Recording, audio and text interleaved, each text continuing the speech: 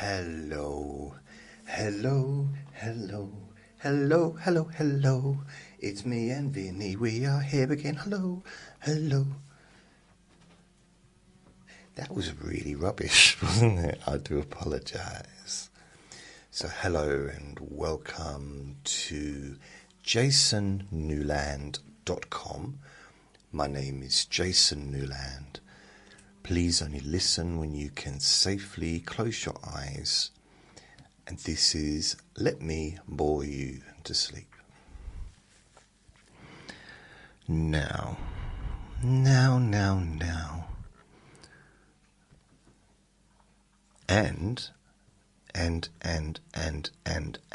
it is Trivia Tuesday. Trivia. Okay, I'll stop. So yes, Trivia Tuesday.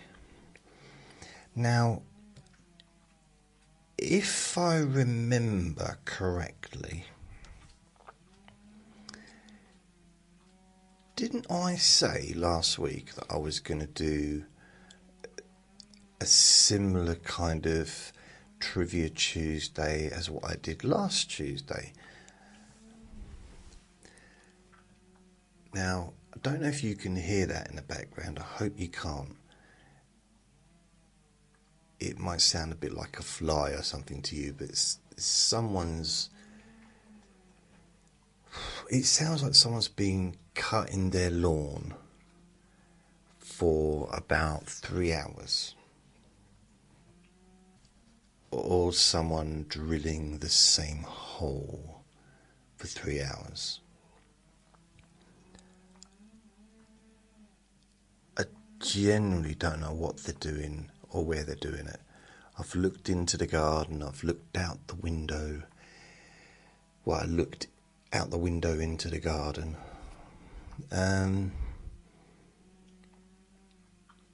It's just been non-stop.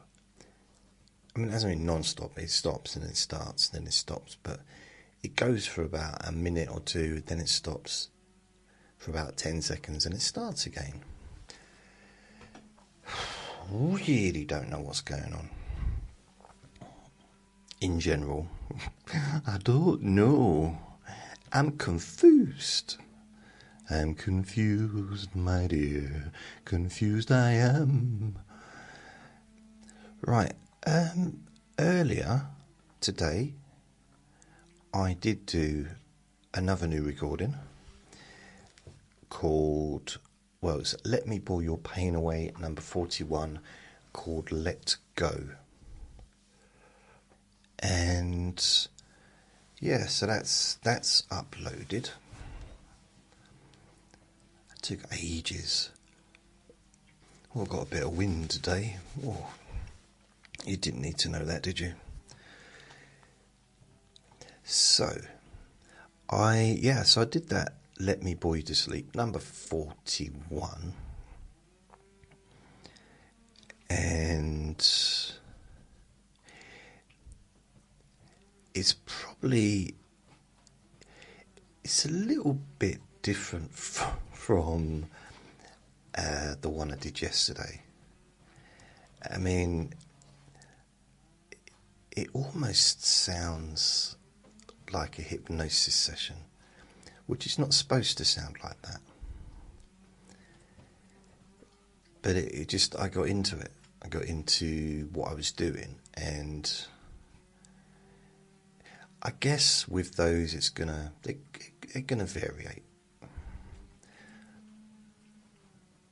Plus, it's only number 41, so it's been I've not exactly done thousands like I have done with the Let Me Bore You to Sleep.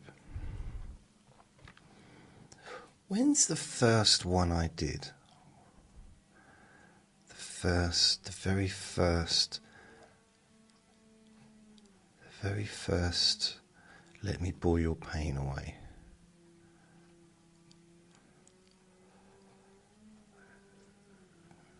I can't even see.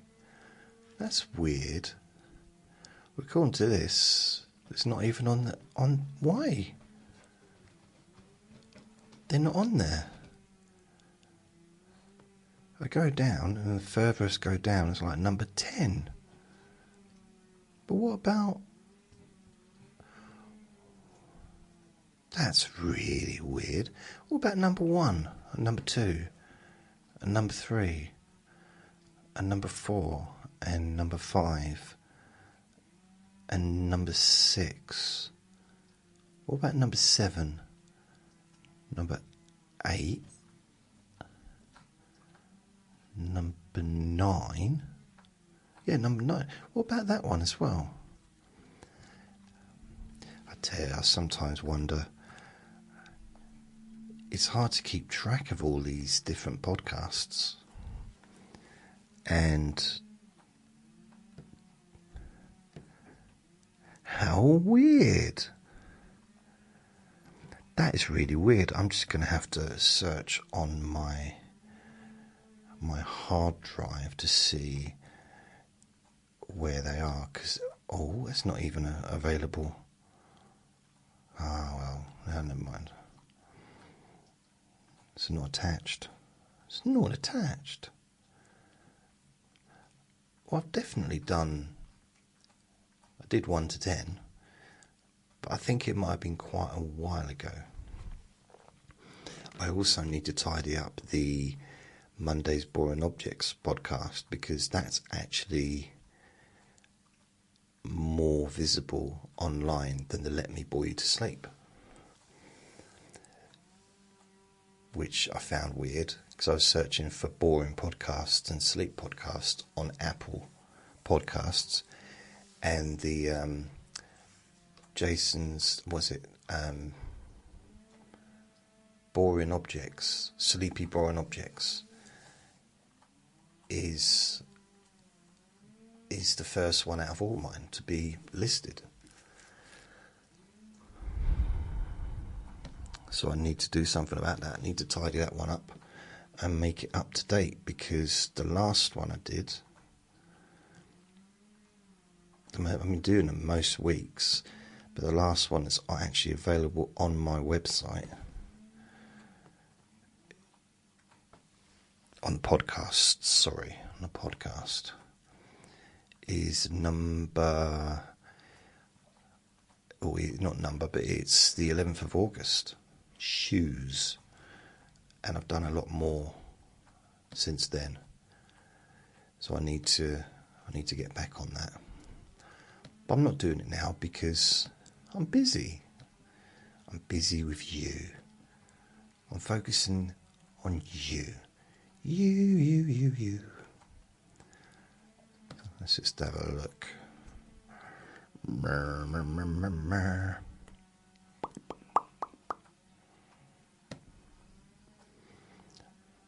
Let's just go on to YouTube quickly.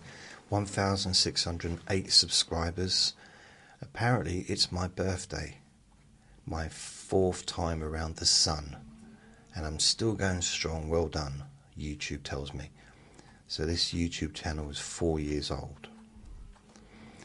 So in 4 years I've got about 4,000 recordings and 1,608 subscribers, and it's still growing. It's yeah. I mean, technically I'm probably uploading too much stuff, but that's just what I'm recording. Sometimes, I go through periods where I will record 2, maybe 3 sessions a day. 3's a little bit out of the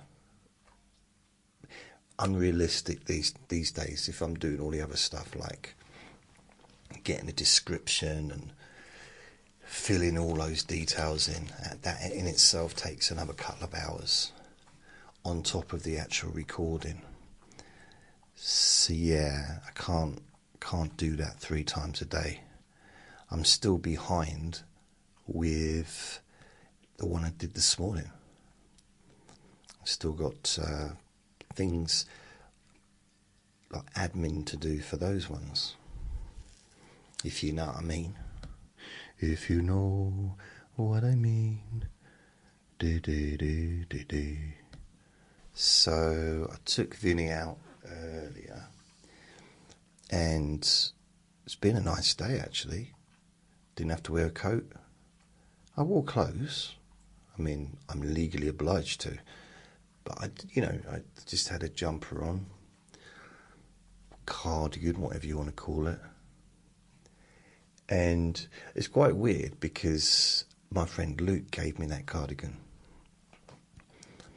It fitted him because he was a lot taller than me. So his arms were longer.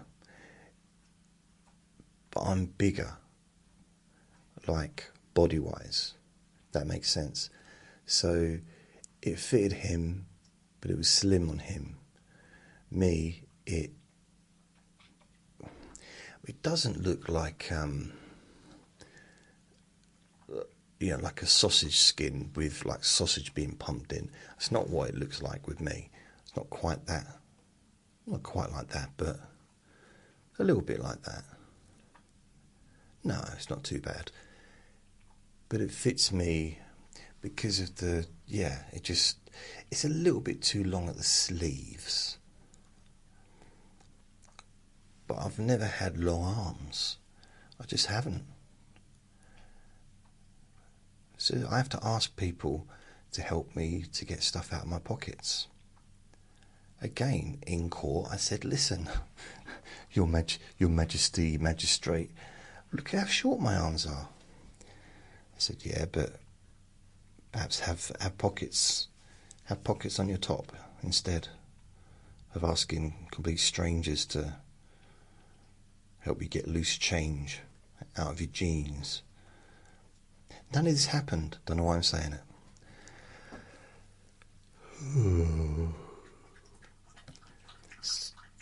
That's finished. You can probably hear him in the background doing his thing. Let me just see if there's anything on Facebook. I got had anything new? Anything? All right, okay. Someone posted on Facebook, describe happiness using only one word. And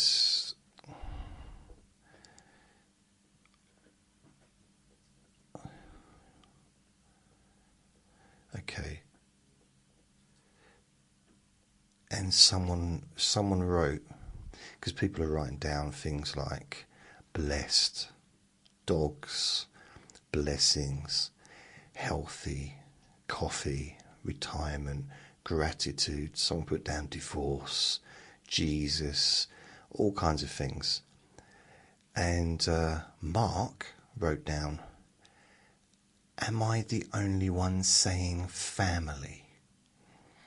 So obviously feeling a bit of pride, self-pride there going on. And I reply, I don't normally reply, okay? I was going to put tits, but to the question, but anyway, I don't normally reply. But on this occasion, I just put to Mark, said, that's 7 words.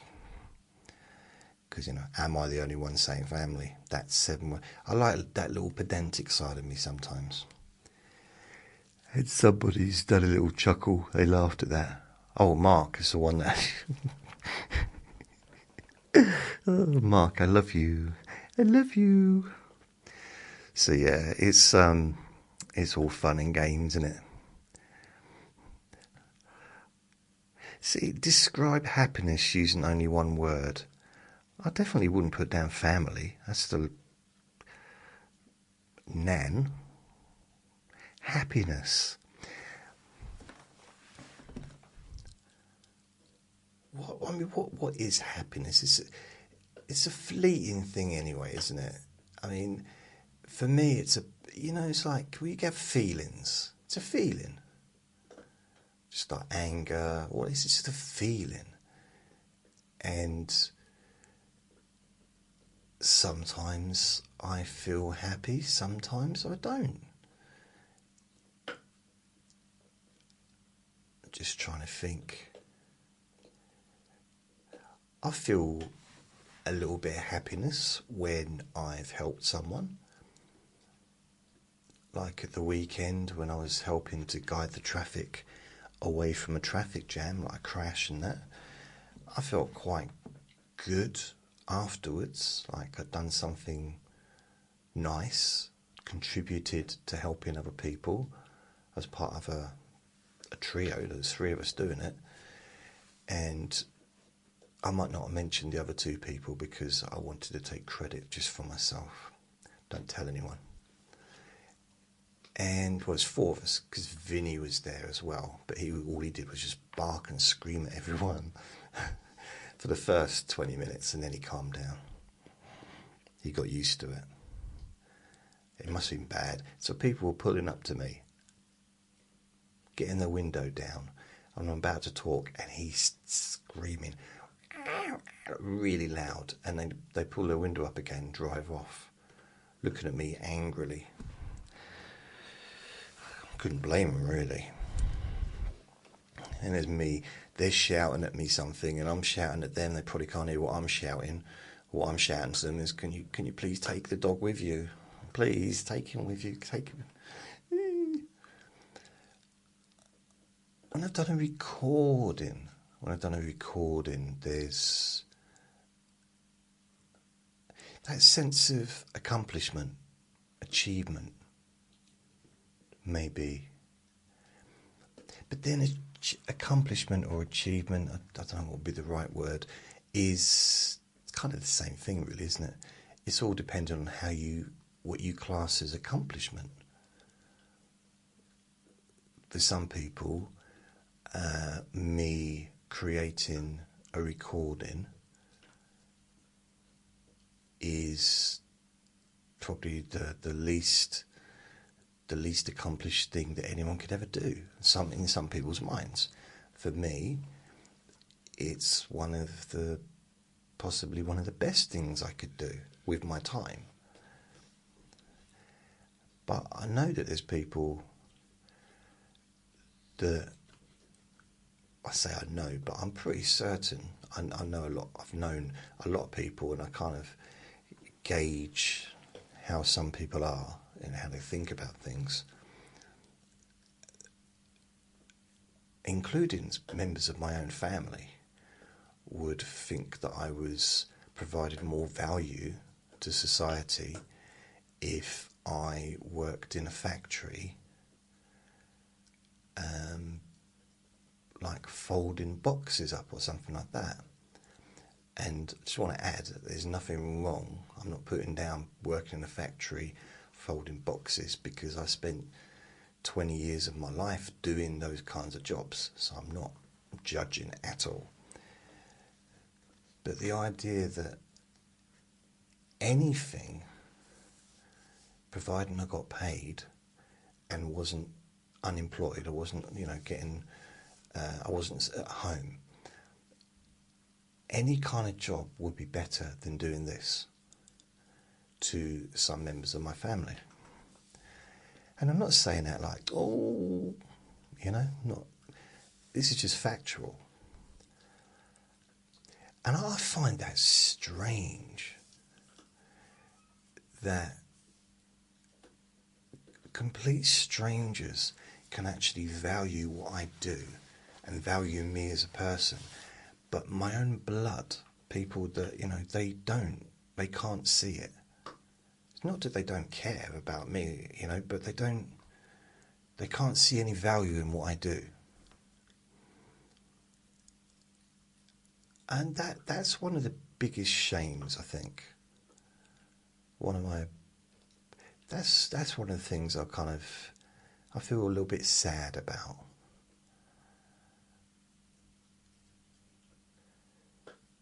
It's weird, even at 55, and this is not what the recording is supposed to be about. Even at 55, all I really wanted was for my dad to tell me that he was proud of me. It's weird. At 55, now I've been told, my friend Noel told me he was proud of me, and that meant the world to me. And this is back in 1999. Yeah, 1999. Because I did this, I did a hypnosis session with someone. And it went quite well. And he was my friend. I'd known him for quite a while. He's about my dad's age. And he looked out for me. He really took care of me and helped me out before that and after that as well. And he told me he was proud of me, and it meant so much, you know. And I do realise, I mean, I've read enough self-help books, motivational books, I mean, hundreds and hundreds over the years, to know that really I shouldn't care too much what other people think, and shouldn't, which is a nice word, isn't it? Shouldn't. I should, you know, I would benefit from being able to rise above that need for acceptance from my own family. And I am, to a degree. This is going too serious. Don't worry, I'll talk about farts in a minute. It's okay. It's all right. I'll get back to it. This won't last long. I'll carry on, and I'll get back to the juicy bits. I'm not saying that farts are juicy. I'm just saying, you know, there'll be. Actually, I saw this advert on television. It was advertising children's stories. And also because I was doing some research yesterday on the podcasts that are out there, sleep podcasts, and there's ones for kids. And I'm just thinking, I mean, I do have a podcast. You might not know this. I'm not saying I have a podcast because you're listening to a podcast, but I have a specific story podcast which I never promote, and it's almost hidden, but it is available on my Spreaker. What's it called? Is it available or is it gone? Oh no, it is there. Jason's Bedtime Story Time. And I've done 30. 30? No, blimey, I've done 31 different recordings. The last one was the 4th of January 2025, and the first one was, I've got no idea. According to this, 2020, 2nd of January 2020. Really? It's a 5 and up, well, nearly 6 years ago, the first one. So yeah, I've done quite a few different ones, and I am thinking about maybe doing a new one every week. Perhaps as part of my, because this is part of the Let Me Bore You to Sleep family, as it were. So you got the Let Me Bore You to Sleep, you got the Jason's Bedtime Story Time podcast, there's the Monday's Boring Objects, or actually it's Sleepy Boring Objects, but I know, have I changed it? The logo says Sleepy Boring Objects. And then the addition more recently, but still been for a few years, is the Let Me Bore Your Pain Away. So there's 4 podcasts, all related as far as like the boring, sleepy stuff. And when I was listening to some of these podcasts, just had a little breeze through them,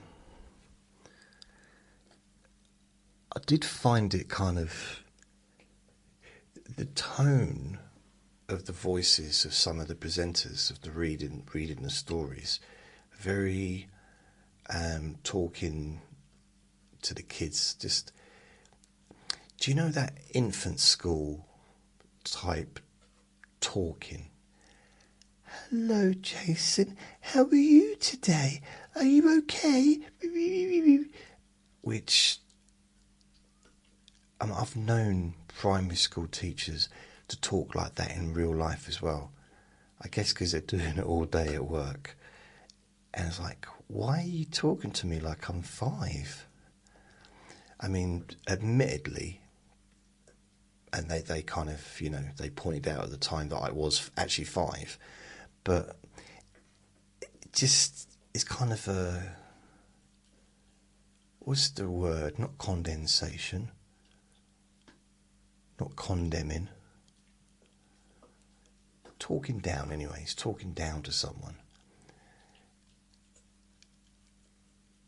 And I don't know if it's necessary to do that in a recording. Maybe it is necessary to do it in a school. Now, I'm not saying that teachers or people should be shouting, "Come on then." You've got to remember who you're talking to. But I noticed the teachers, that they'd be all gently speaking, but then they're in the playground and they'd be shouting at the kids, "Come on, stand up, stand there, like they're in the army or something." I suppose a lot of it's just to do with getting them used to being controlled, I guess, isn't it? It's all part of the system. The system. Oh no, he's gone into conspiracy land. Not really, it's just the way that this country's been set up. I mean, when I went to college, well, university, but the course was at a college, which was linked with the university. And there was a lot of young people there that had just left school doing like beauty courses and all kinds of different courses. And I'd hear the teachers talking to the students who were maybe 17, 18, 19, whatever, talking to them like they were little kids. And I couldn't believe my ears. I was going to say I couldn't believe my eyes. Couldn't believe my ears. It's like, why are they putting up with that? Once you leave school, you don't have to put up with that stuff anymore. Unless, of course, you want to keep your job, maybe, but I stopped putting up with it when I left school. Once I hit 15, April, when I was 15, I was in August, and I could leave school. I did. I don't think you can leave school at 15 anymore. I don't think you can even leave school at 16 anymore. I think they changed the rules where you have to be 18. Which wouldn't have really suited me, because what would they have had me do? What would I do for another 2 years? I didn't have exams to take. I left school with nothing, with like no qualifications, nothing. I mean, it really, I mean, obviously I learned stuff. I learned to speak, and well, I think I already learned to speak properly before I went to school, because I had 2 brothers, so I was never gonna not be able to speak. Generally, because kids, the more people you're around, the more, I don't know, you know what I mean. I practically taught myself to read, which I think is why reading is so valuable, was so valuable to me. I kind of lost my way with reading.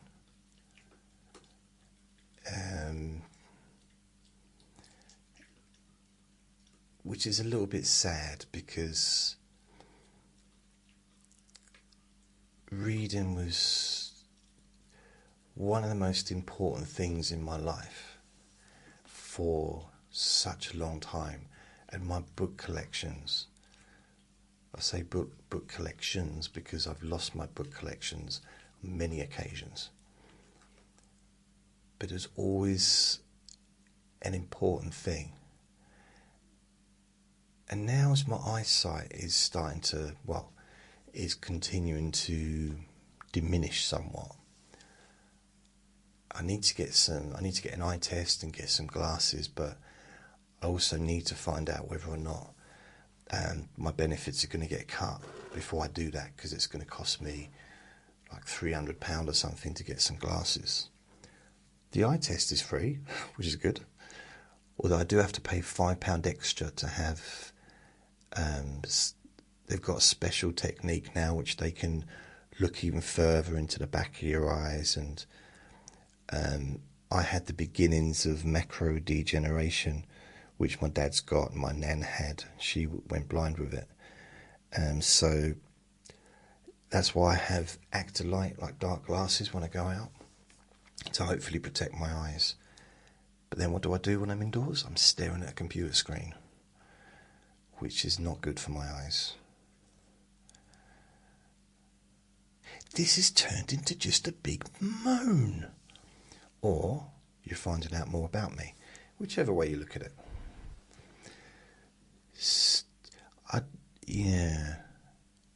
I don't know how much glasses are now, but it's probably 5 years. I'd say it's at least 4 years, maybe 5. Probably 4 years. 5 years. I reckon it's 5 years since I got my glasses. Maybe even 6 years. It's been a while. Because I got 2 pairs of glasses the same. Sort of one buy one, get one free kind of offer. So I wore out the first pair, and then I started wearing the second pair. This time, when I eventually kind of get to go to the opticians, I'm going to get separate reading glasses. I'm not going to have like the different lenses all in one lens. It doesn't suit me. Yeah, it's no good.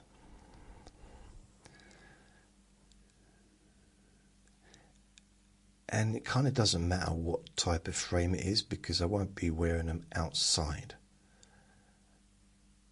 I might do if I had my own garden, but I don't have my own garden. I don't. There's a communal one out there, but it's not welcoming. It's not really. The problem I had, or both me and my friend downstairs had, is when we did sit in the garden, suddenly people from all over would come in, not to see me, but to see him. So it was very popular, and he just wanted to have a bit of peace and quiet. And before you knew it, there was all these like 3-4 people all standing around and talking loudly, and it wasn't ideal, to be honest.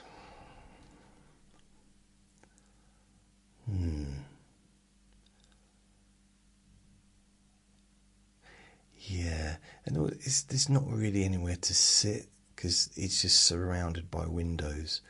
There's like 1, 2, 3, 4, 5, 6, 7, 8, 9 flats. People could look out the window at you, and then the other side is people higher up. So it's like 1, 2, 3, 4, 5, 6. So it's not. There is no privacy. Now, it's not like I'm going to be there having a look with my little tin bath, give myself a little bath, in the garden.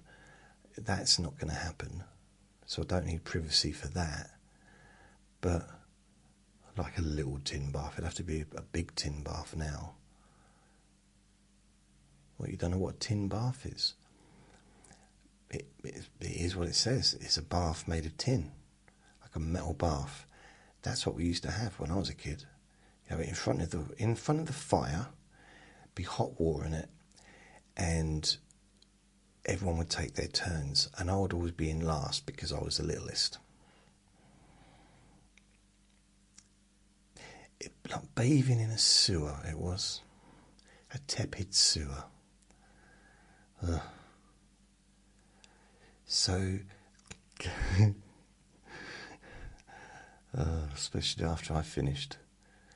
So, yeah, what was I talking about? Describe happiness using only one word.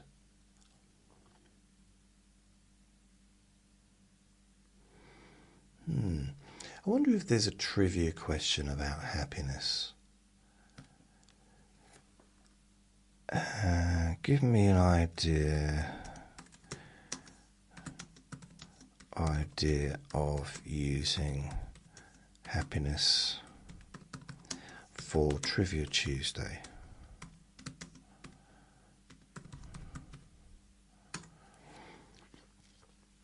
Give me an idea. Okay, that's a lovely idea, Jason. This is chatgpt.com. A Happiness Trivia Tuesday. Episodes could fit beautifully into your relaxing, reflective style, still offering a mixed light, interest, and even uplifting facts. Okay, here we go. The science of happiness. Happiness around the world. These are possible trivia categories. History and quirky happiness facts. I like that. What about you?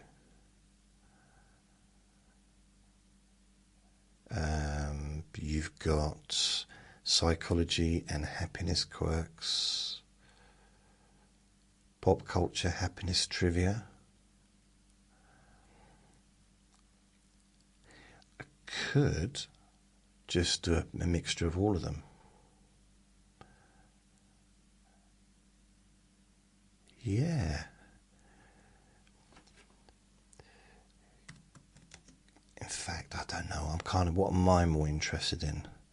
The science of happiness? Right, okay. So, expand one. So what I'll do, the science of happiness. I don't want you to write me a script. When have I ever... Oh, stop it.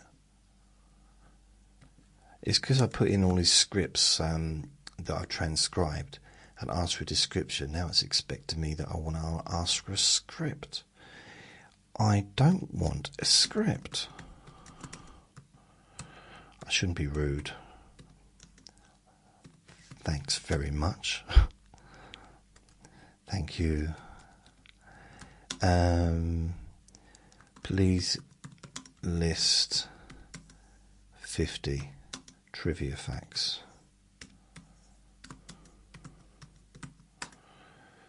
Wow.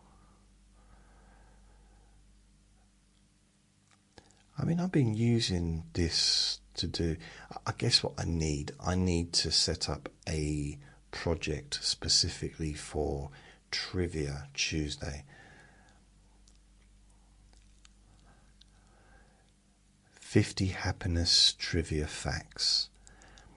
The word happiness comes from the Old Norse word hap, meaning luck or chance. Was it happenstance? Luck or chance? If I happen upon a gold duck or something like that, I suppose. Finland has been ranked the happiest country in the world several years in a row. So who listening to this is from Finland? Do I get anyone from Finland listening? Let's have a little look. Finland, I only wanted you to go into Finland. Right, let's have a look. Finland. Where is Finland? Okay, I do. Oh, yeah, blimey. I do have people from Uusimaa, Helsinki, Espoo, Vantaa. So there's a few places in Finland, so thank you for listening. Would you agree that it's the happiest place? Because I might move there. I'm going to move to Finland Do you agree? I mean, you can't, I guess if you live there, you can't, you can agree, but unless you've lived everywhere, it's kind of hard to really judge it, isn't it? Like, I know what it's like to live in this country. I've been to a few countries, and I lived in Ireland for like 5 or 6 weeks, but it's not the same as living there for a long period of time. So yeah, it's really, but that's the closest I've got to being able to compare. And also that was 30 odd years ago. So it's not really, it might be different now. It might be completely different now. I kind of hope not, because it was a lovely place. It might be even better. It might be. I liked it. I think that the people in Ireland, of course not everyone, it's just the same anywhere, it's not everyone, but nice people. But then I think the people in this country are also nice. If you do a survey, I feel like I did a survey on Saturday when I was stopping traffic and telling people about, you know, to divert away from the crash that was ahead so that there was no traffic jam. Yeah, I am going to continue talking about it because I am a hero. I am. So there.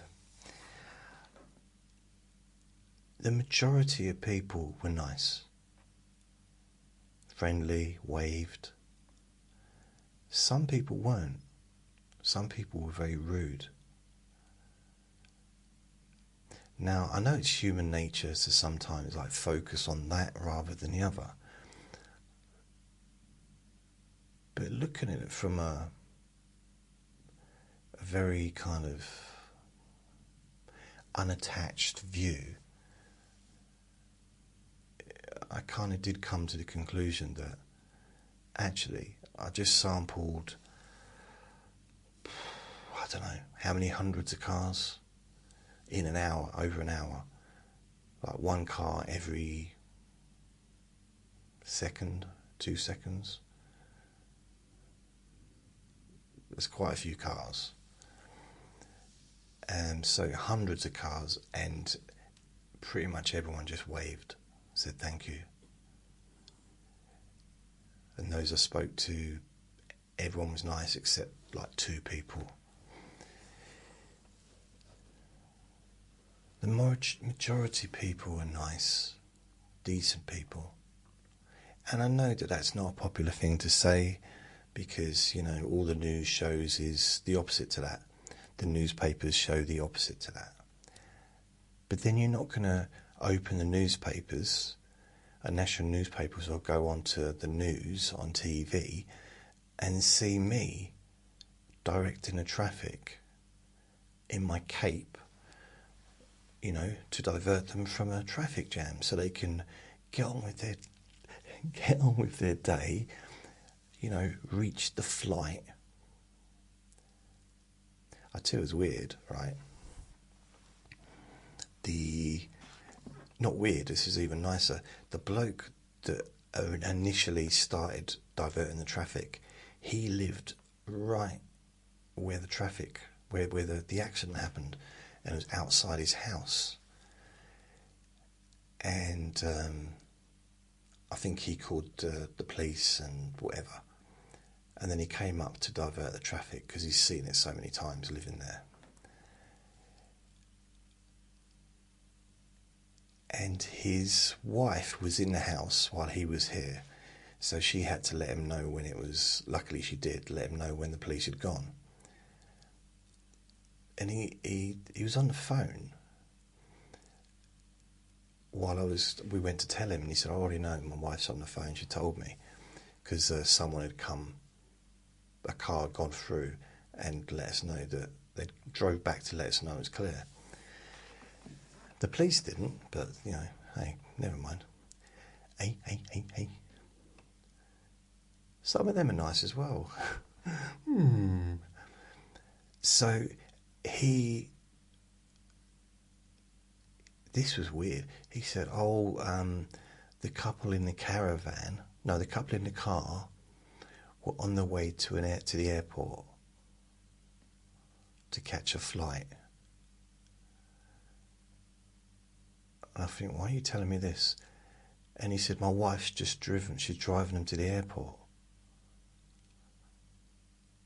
Like, wow.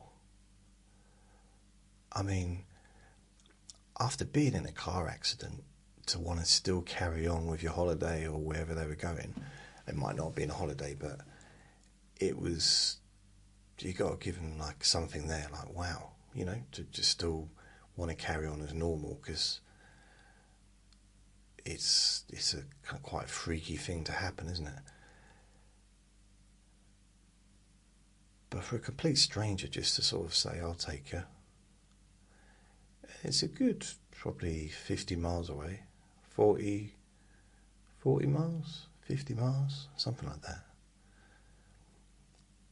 Because London's 60 miles, Stansted Airport I think is less than 60, but it's maybe about 50, 45, between 40 and 50 I'd say. Which is still, you know, it's still a journey, isn't it? It's still like at least 2 hours out of her day to do that, if she gets there and back like instantly. And I imagine once you get to Stansted, you might want to go and get yourself a coffee and something to eat, maybe go to newsagents, buy a magazine, maybe go and watch a movie. I don't know. I didn't know what kinds of things she likes to do I?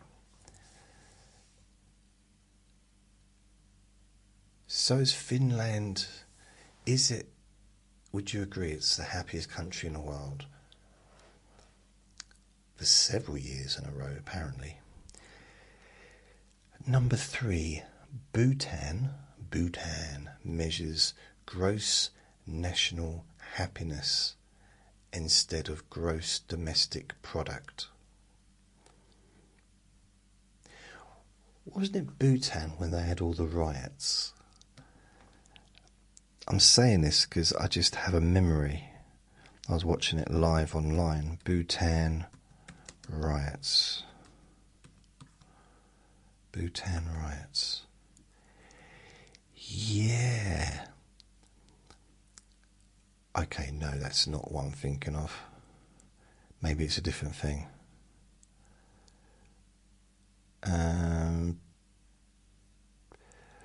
Right. Okay, there was some stuff went in there. I'm not going to get involved in politics, but I thought it was to do with the internet being taken down. But I saw this riot. I think it was in Bhutan, and they were rioting, and the police were doing what they do. And there was a civilian, a non-Bhutanic person. Wasn't it the Bhutanic plague? Was that from Bhutan? So this bloke was on a moped, and he was a YouTuber, or he was just happened to be taking film footage. He'd like to travel around the world and film stuff. He streamed it live, and it was chaos. But you know what? All the crowd helped him. They got him to safety. Some of them got in front of him and helped him sort of into an alleyway, gave him some water, cause stuff like that. Like, wow. And they were smiling and laughing. So the natural disposition seemed to be like nice. Number 4. I know about this, but smiling can trick your brain into feeling happier, even if you fake it. It's true. It's true. I mean, it's been proven psychologically. The word is can. Not necessarily will, but can.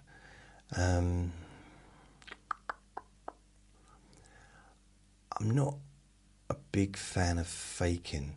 I mean, I do fake. We all, I guess, if I'm in a grumpy, I'm having a grumpy grump, and I'm in the park with Vinny, and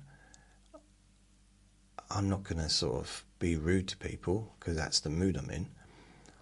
So there's a degree of faking, but at the same time, I'm not going to stand around and chat either.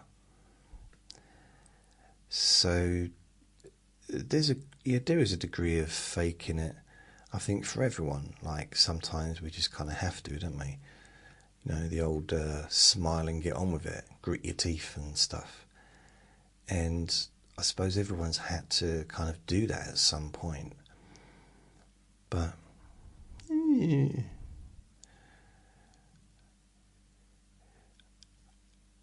yeah, I like to smile. I like to laugh. I do. I like to smile. I do. If it's real, if something makes me laugh, it really makes me laugh. I love it.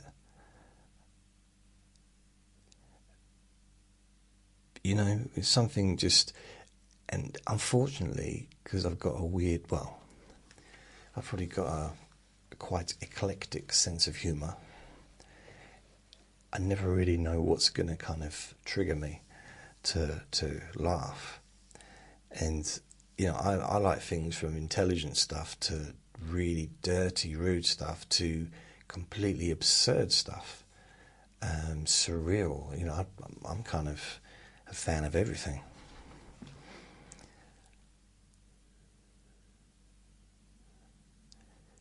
I remember I was living in this house, and it was,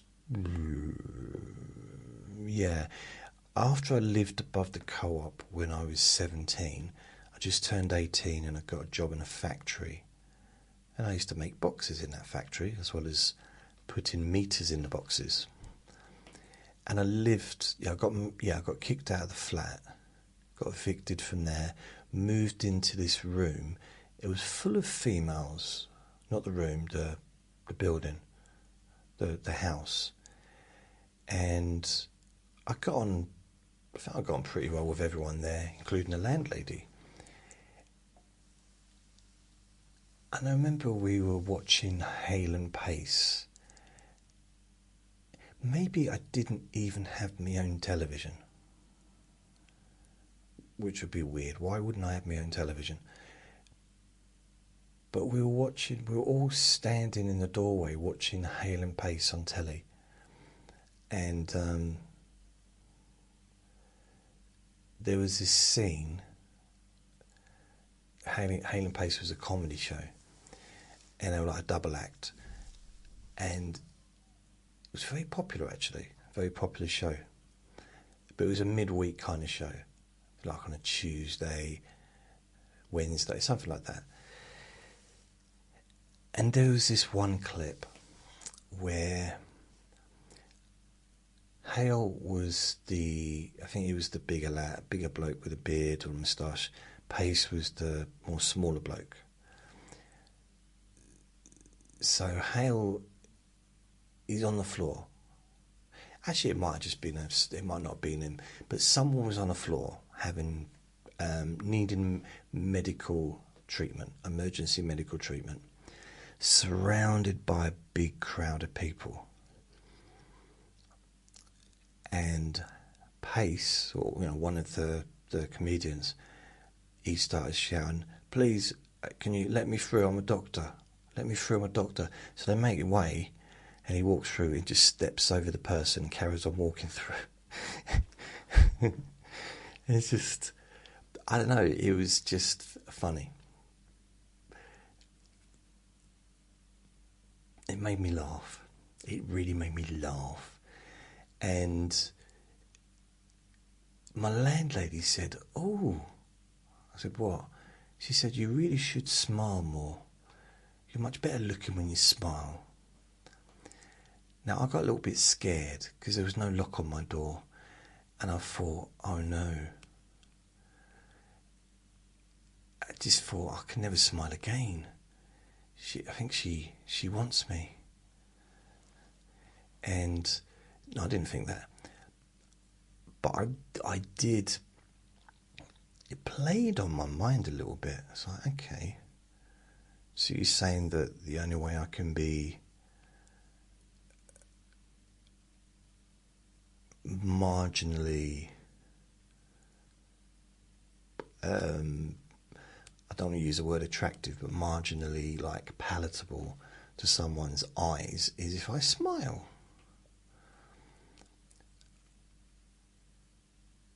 But I'm not a smiler. I do smile when I smile. I'm not going to smile unless I'm smiling. And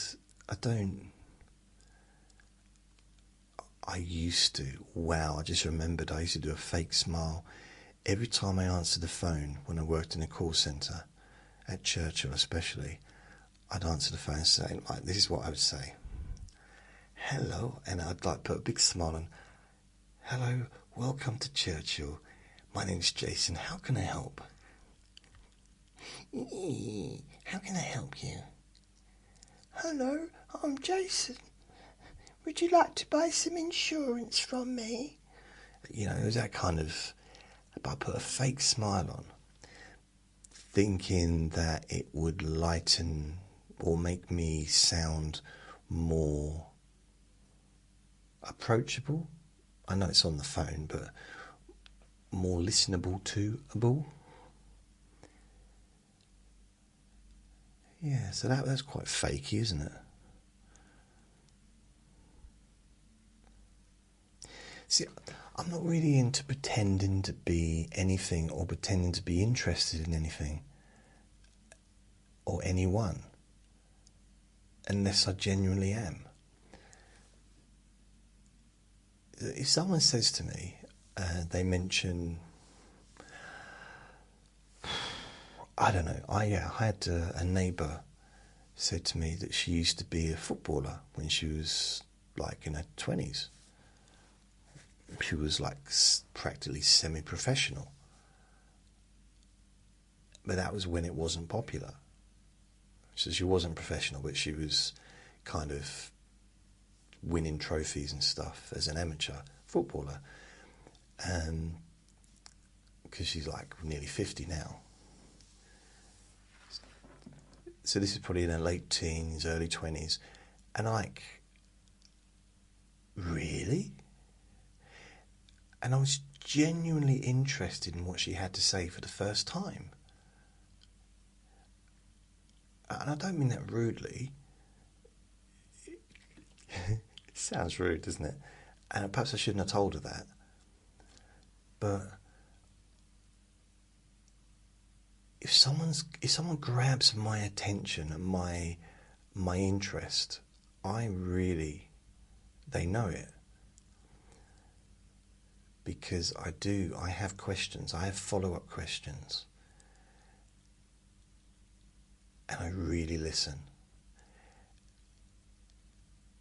And then they can see the difference between my monotone expression, my just plain expression where I'm just listening, to where I'm actually actively really interested.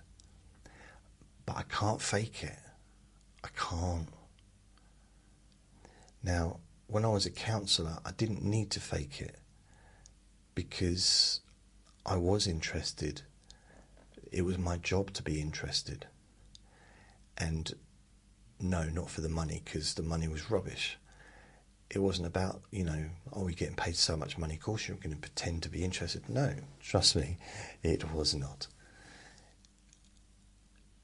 It was a different kind of interest. It wasn't an interest for my pleasure, for my entertainment. It's a different situation.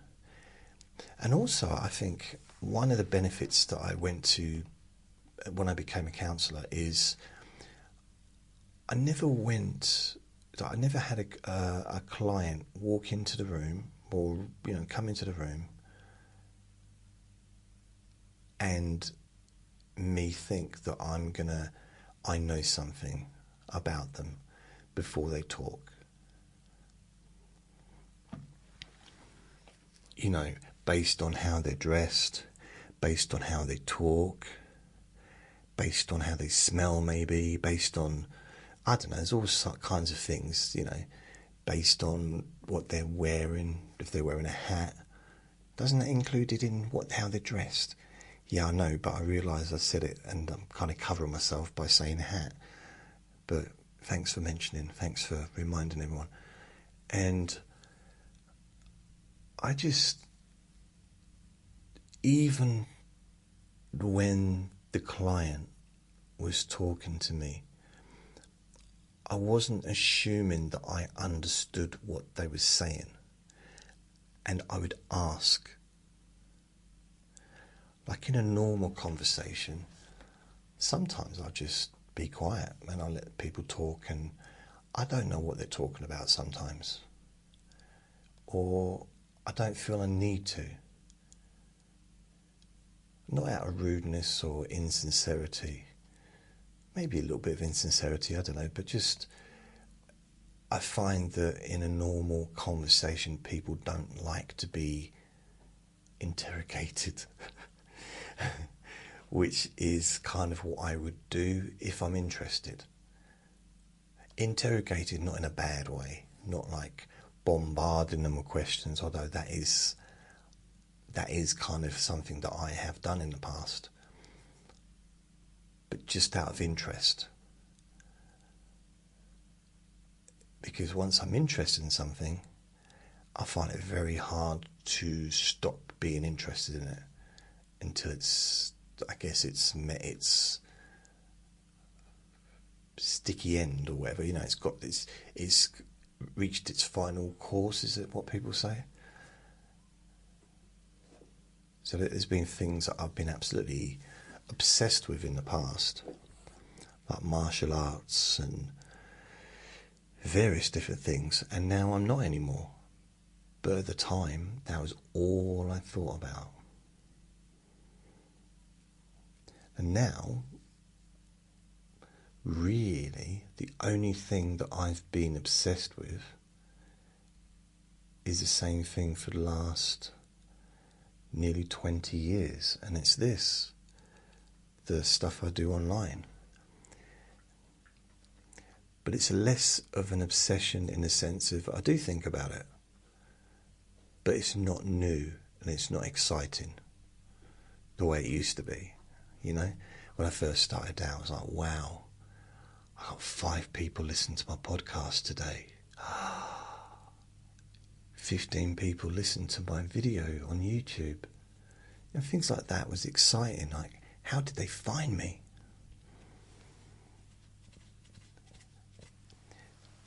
But even now, every day when I wake up, I'm excited or interested. It's between interested and excited, which kind of comes to the word happiness, I suppose. I'm looking forward. So I would say happiness would possibly having things to look forward to. Things that you are looking forward to in a positive way. And so when I go to bed, I'm looking forward to getting up the next day, so I can check the stats, so I can see if, you know, how many people have visited my website, how many people have listened to my podcast that I did yesterday. I look forward to having my breakfast. I look forward to, maybe there's a movie or a TV show I'm looking forward to watching, looking forward to making a recording. So the only time I don't really look forward to the next day is if I have to go somewhere. If I have to, you know, doctor's appointment, or have to collect my prescription or something like that, that's when, yeah, it's a different kind of feeling. So for me, my whole life is around this, which might seem weird, because I just know that some people would like think, well, you've been doing this 20 years. In January it'll be 20 years.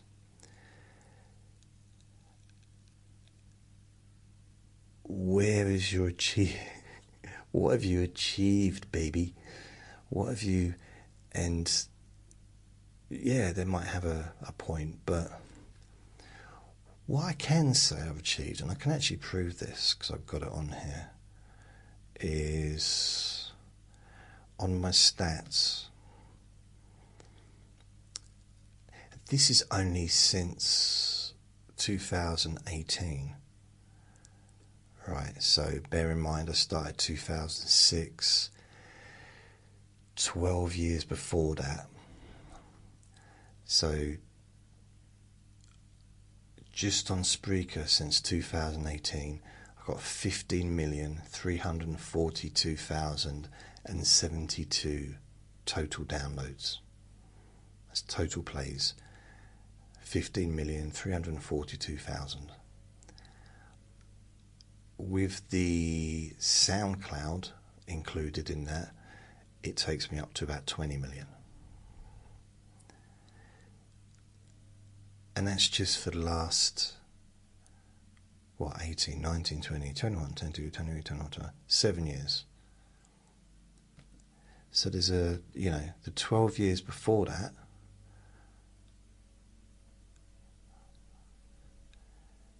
I didn't keep track of it all.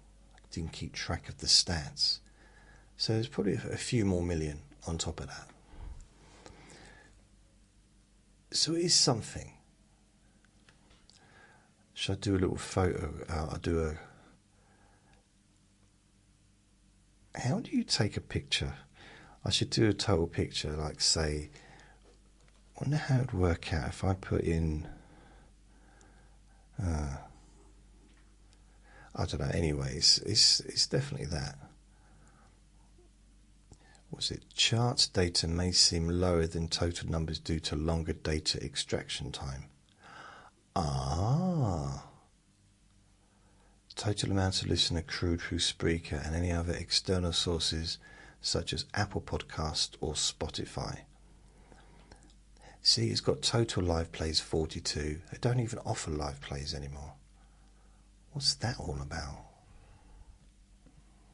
I don't know. Do you know? I don't know. I've got no idea. Dopamine, serotonin, oxytocin, and endorphins are known as the happy chemicals.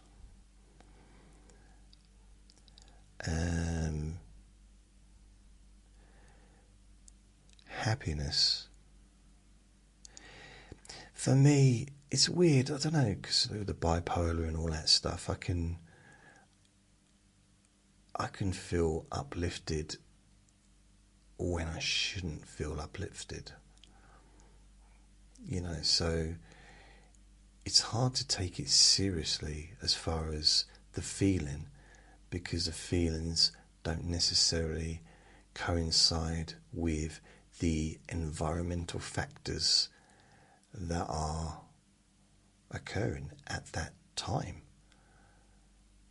So I've been at a wedding and felt like I was at a funeral, like the way I was feeling, and vice versa. Ridiculous enough. So there's not, and that's just part of the deal with having the mental health stuff. So I have antidepressives which have, do they have dopamine in or serotonin? I think serotonin re-uplift or reuptake or whatever it's called. So I don't produce enough serotonin anyway. So, but naturally, I mean. So I tell you what's weird. When I'm feeling happy, when I'm feeling up, it's really up. When it's up, it's really up. Okay. Like higher than anything else that I've done, that I could do synthetically, without going into any details. So my natural ability to be ecstatic is there, but I don't have control of it. And when it gets too high, well, it doesn't really get too high much because I'm on medication to even my moods. So I'm on a mood stabilizer as well. But sometimes it still creeps up, and it's almost like a rocket taking off, and it's too much. Like, I can't handle it.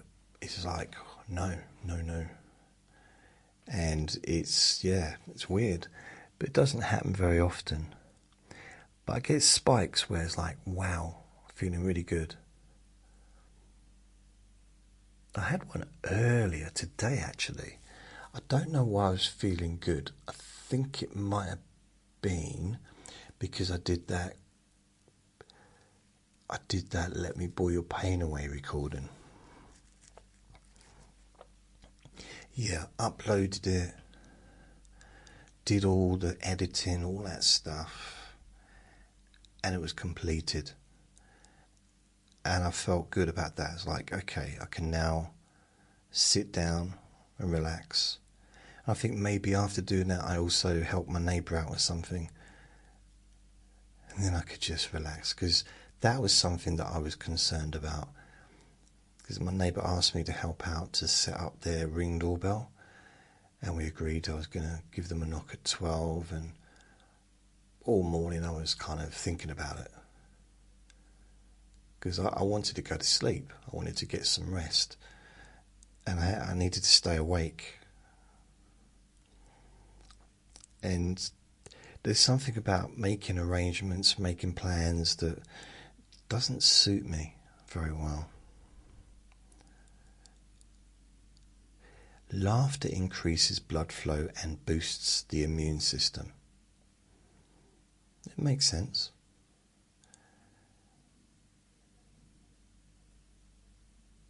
Definitely makes sense.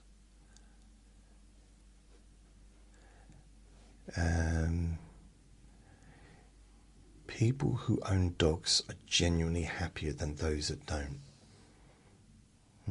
Depends what kind of dog you got. I shouldn't say that as a doggy daddy myself. I don't know. They're demanding. Like, I see other people's dogs and they're just so friendly, and they let themselves be picked up, and almost like they want the attention of their owner. They want to please their owner. Vinny does not care one bit about pleasing me. He won't let himself be picked up. He doesn't want to do anything that I want him to do. He just wants to do his own thing. Now, maybe you could say, well, that's very much like me. I don't like being picked up. I don't know. It's... maybe, I'm not quite sure what it is. But he does cuddle up to me. But it has to be on his time, his, initiative. Something that I've realised how to get him to do something is by literally telling him to do the opposite. So if I'm on the bed, I want him to get on the bed. If I say, get on the bed, come and get on the bed, he'll just sit there on the floor and stare at me. If I say, out, and point towards the door, he'll jump on the bed. The same as if I'm sitting on the settee and he's just standing there. I said, come on, give daddy cuddles. Nothing. I say, out, he'll jump on the chair. If I want him to... honestly, if I want him to follow me, I say, stay, and he follows me. He does the complete opposite. If I want him to get off the bed, I say, stay on the bed. he'll get off the bed.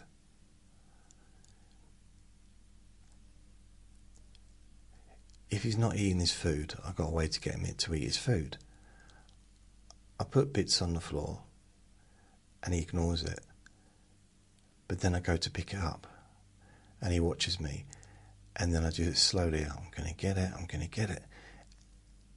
And I do it, and he grabs it before I can, and he runs off and eats it. And after doing that a couple of times, I just put the bowl down and he grabs the bowl and he doesn't let me near it. He's... I can't. I've never known a dog like him.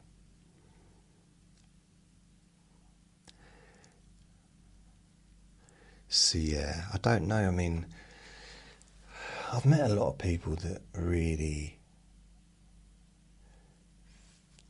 It seems like their dog is very important to them, and Vinny is to me. I know I moan about him and stuff, but he is the only company I've got. And if it wasn't for him, I wouldn't leave the house. Pretty much, maybe twice a year to go to the doctors, maybe. Seriously, I wouldn't go out. I don't need to go out and get deliveries. I like to think I would go out sometimes, but chances are there'd be weeks, if not months, where I wouldn't go out. And that's how it used to be before I got him. I wouldn't go out for weeks at a time, especially when the weather got bad, which it does, you know, this time of year. I mean, why would I choose to go out in the rain? What possible reason?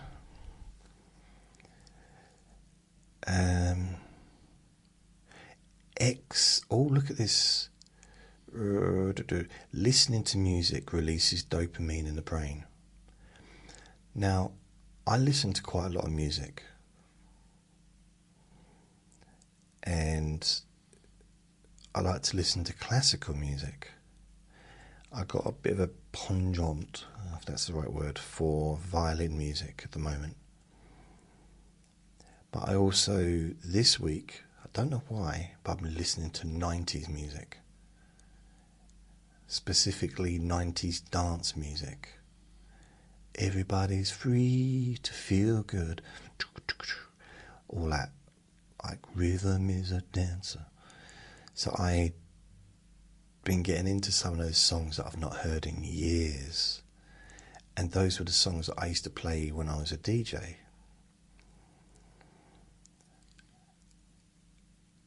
So I like to sometimes just sit back on my chair and listen to some classical music.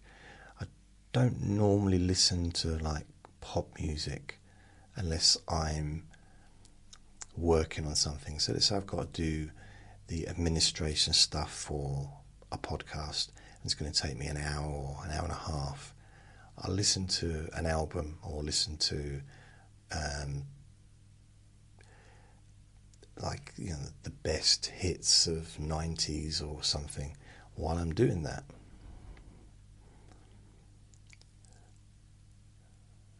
Generally not classical music though. That's more when I want to just chill out and relax.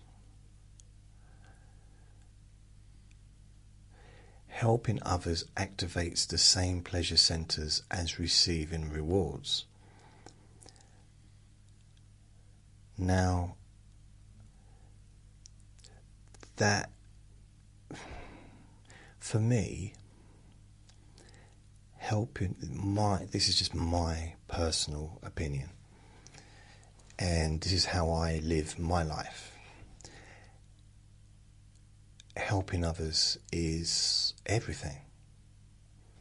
Now, admittedly, I do it remotely. I do it from making podcasts and stuff. But I do also help people in person as well, like locally.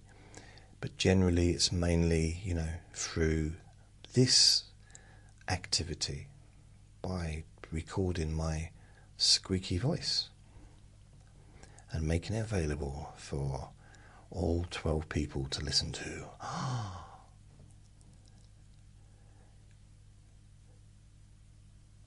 But I do agree, helping others.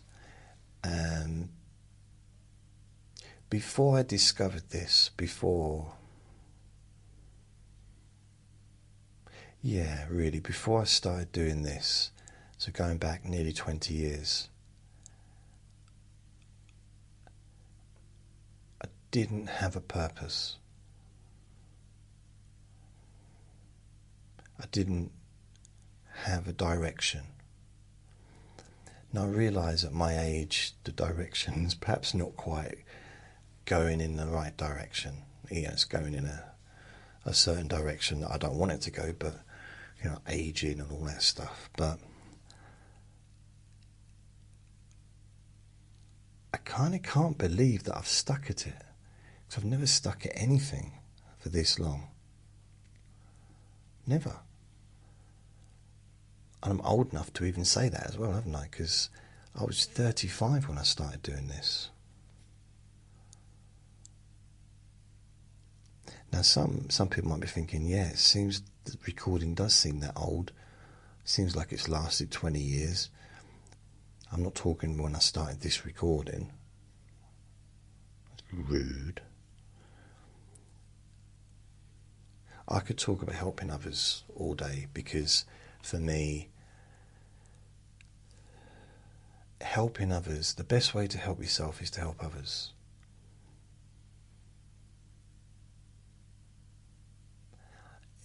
In a way. Now, I guess that can't be taken literally, because everyone's got different circumstances. But generally,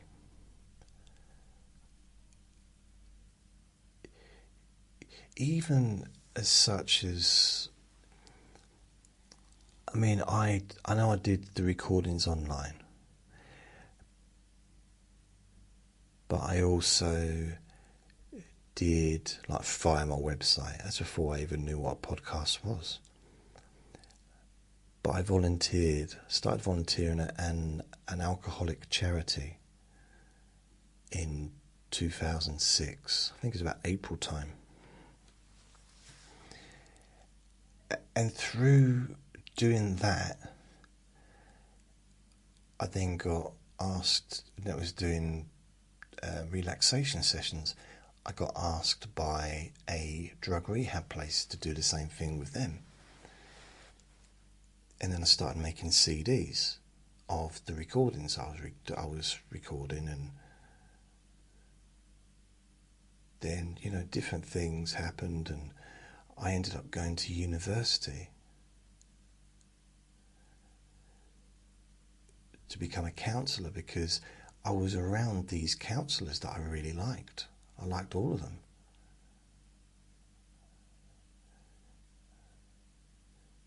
And I know the counselling degree in some ways didn't really change my life in a way that I wanted it to, or the way that I expected it to. When I started doing the degree, I had everything planned out.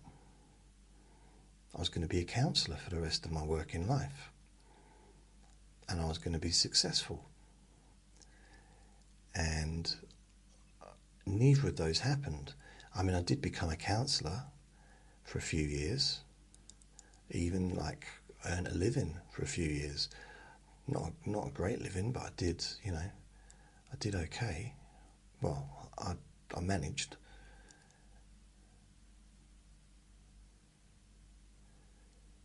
And it feels weird. At least I did it. At least I gave it a go. Whether or not I had the cuts, because it was government, it was financial cuts from the charities that meant that I lost my job, basically, on my work.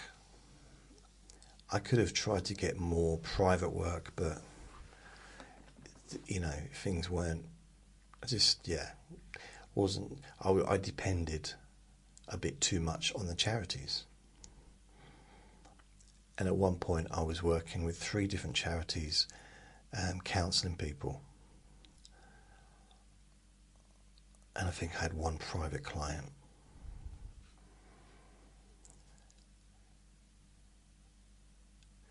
So I don't know if the cuts hadn't happened, would I still be doing it? I don't know.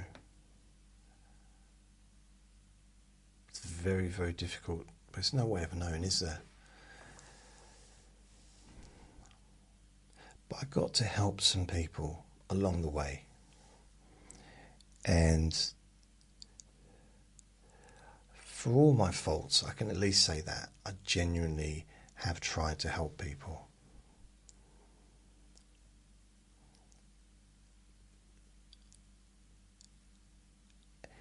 And for me personally, helping others has helped me. Now, I know that I've had people take advantage of me, and I guess that hasn't helped me at all. But ultimately, if I was to go the other way and say, well, that's it, I'm not helping anyone ever again, then that wouldn't be fair on other people that do appreciate, don't worry, my voice is getting croaky, that do appreciate what I do, that do benefit from what I do. This is way too serious. There's got to be a fart joke somewhere. So yeah, helping others. I remember I said this kind of, I don't think I might have said that, but like certain members of my family have been very dismissive of what I do online since I've been doing it. I think their opinion really was, if you're not making any money, why are you doing it? It's just a hobby, I was once told. It's like, this is not a hobby. This is nowhere. This is not. It's not a hobby. Blimey, this is my life. My life's work. Yeah, and there was another time when, this was 2019. I just remember it, and I had a couple of my family members. One said, charity, I don't know what I was talking about, but they said charity starts at home, which is an old cliche, an old trope, whatever I never even heard the word trope until the last few years, but an old cliche. And I tried to explain to them that they clearly don't understand what the word charity means, is because it doesn't start at home. Helping out your family is not charity. That's not charity. Charity is helping people you don't know, or helping people that need help, not your own family. That's just your duty, or that's just like maybe not duty, but the kind of the correct moral thing to do, isn't it? If I go and take my dad and like take him to the hospital or do something nice for him, it's not charity, is it? Vinny's pretending to be a kitten again. Meow, meow, meow, meow. Okay. Exercise boosts. No, let's not talk about exercise. Bastards. Studies show that gratitude journaling can increase happiness within 2 weeks. I mean, focusing on positives is almost the complete opposite to this country's way of living. The way that we're brought up in this country by society, I mean. Maybe not by the parents themselves, but by society, television. It's so much opposite to positive. So, so many soaps that are on TV. It's just misery after misery.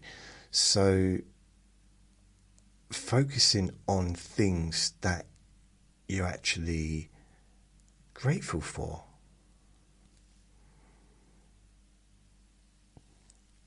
It almost can't not help you.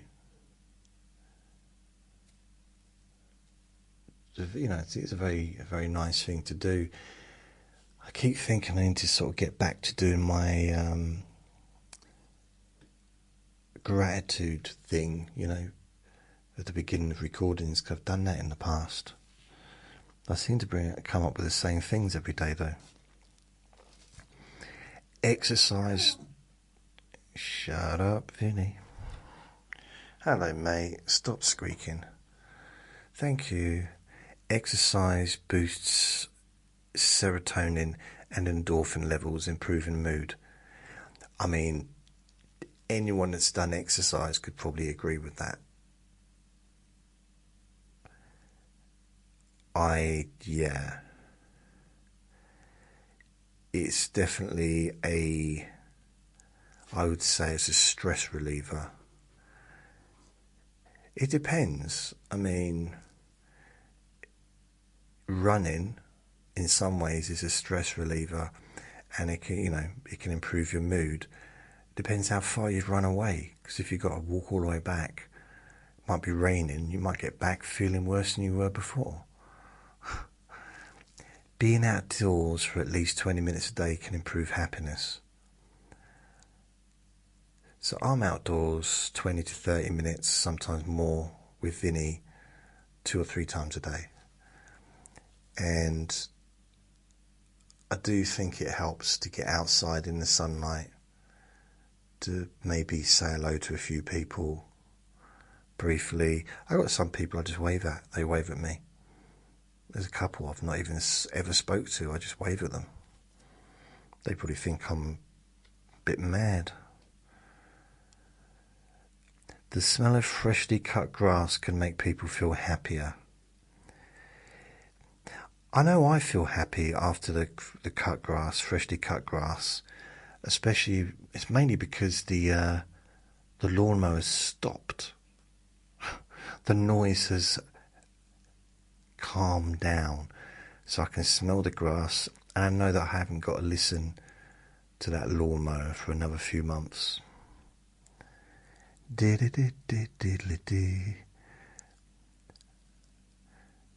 smell of freshly cut grass is quite nice, isn't it? Maybe not for people with hay fever.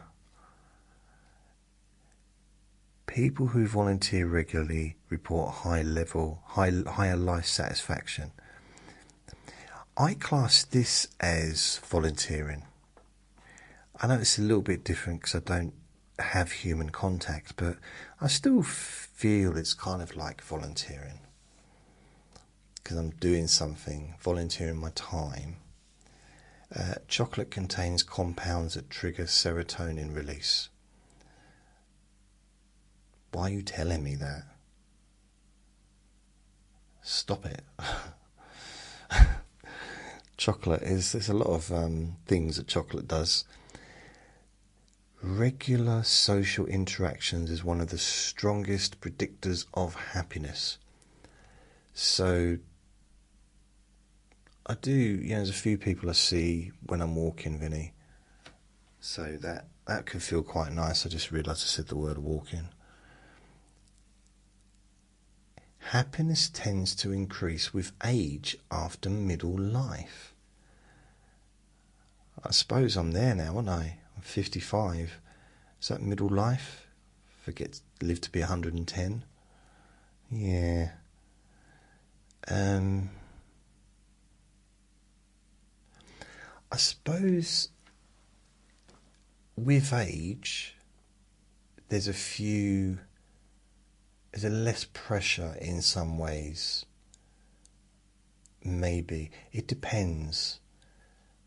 I mean, for people that have got like kids and grandkids, middle-aged, if someone's middle-aged and they've got teenage kids, they might not feel that actually they're in the happiest part of their life. But if you've got maybe grandkids, and you get lots of presents for Christmas and stuff. And, you know, maybe it's a lovely, you got people you get on with and stuff. I mean, this is kind of after middle age, so maybe people in their 50s, 60s. I suppose there's a degree of not having to conform anyway or anymore. Not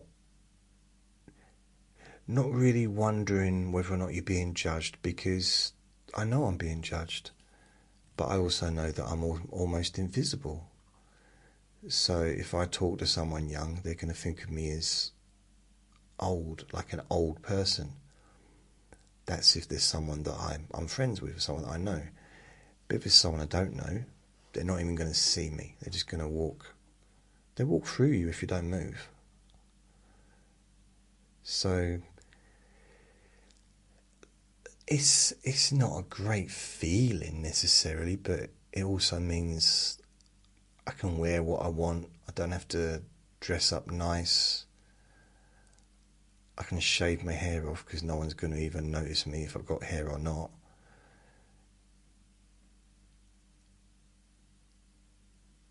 Yeah, there's less, I suppose there's less expectations. There's less societal expectations to, like for me, to go out and buy a house, buy a car, get into debt, all the things that seem to be, not all the things, but a lot of things that are quite often expected of people in their 20s or 30s, you know, to conform. And I don't really need to conform, but I never did conform. It's not that I didn't want to, I just couldn't, I wasn't able to. And I didn't want to. Wish I had. I'd have my own house now, and I might have a car, and I might have lots of debt. Damn it. Laughing 100 times. Laughing 100 times burns about the same calories as 15 minutes on an exercise bike. Really? I've never heard that before. Do you think they're making it up?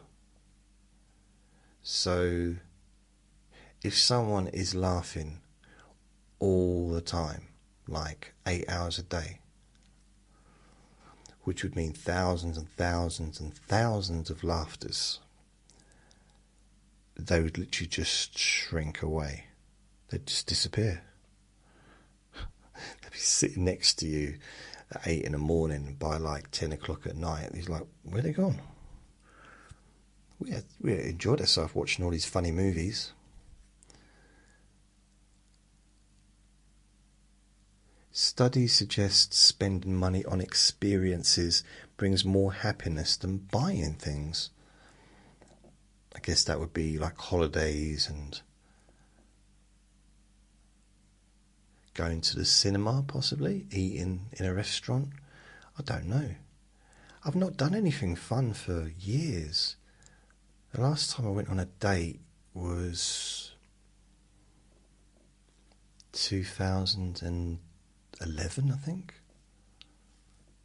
2015.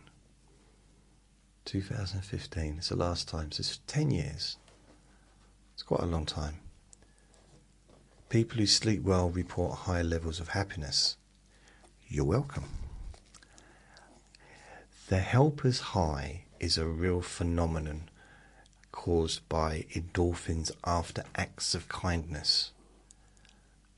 I agree. It's really nice to help people.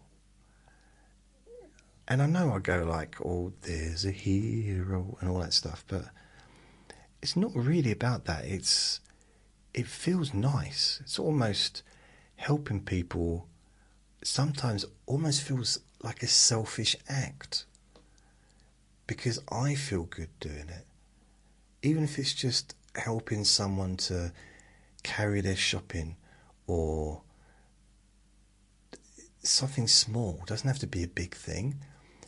I remember years ago, like years and years and years ago, like probably, wow, 19 years ago, I was walking home from work, or it might have been a Saturday, so I was walking home from town, and it was absolutely pelting it down with rain. So I got my brolly, and I'm walking down, and I see this bloke, and he's getting soaked through.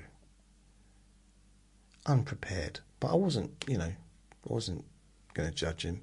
But it's been raining all weekend, he should have known. Anyway, so what I do is I stand and wait and let him get under my brolly, and we walk the rest of the street together. Because he was walking to the supermarket, and I walked to the supermarket with him. That's a good 15 minutes. It was awkward, and I don't know, I think we both felt we were a bit too close together to feel comfortable, but it just felt not that's not a good example then, is it really? I didn't enjoy that. No, it was just nice. It's almost like what I did was almost an antisocial thing, to stop and let a man use my brolly with me, It's a kind of thing like not chauvinist. What's the opposite to chauvinist?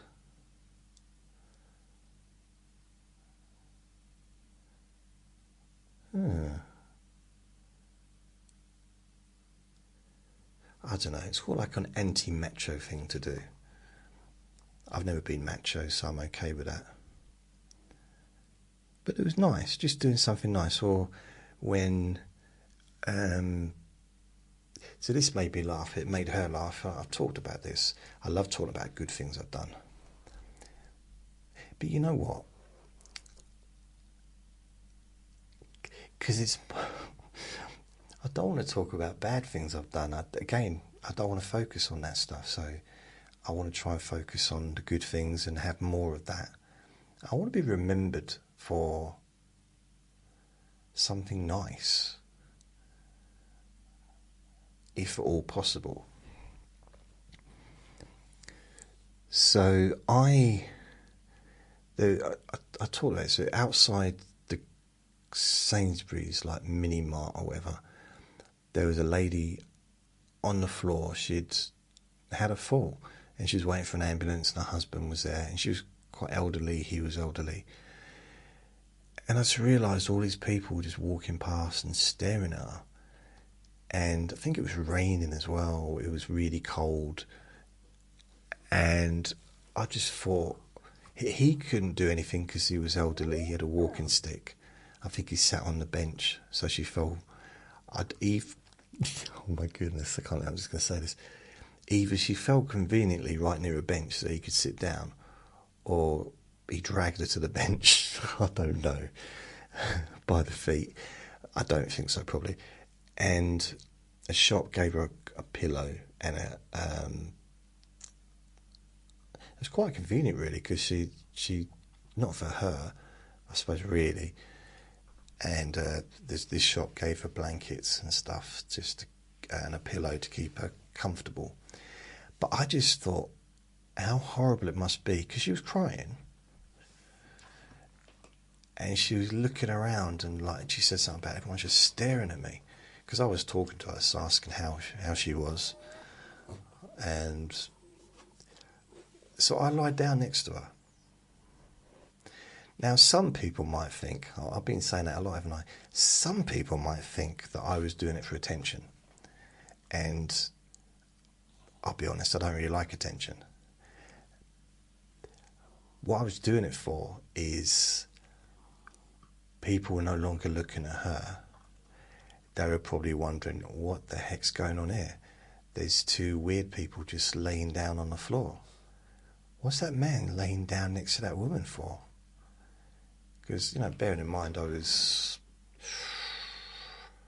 what was I at the time?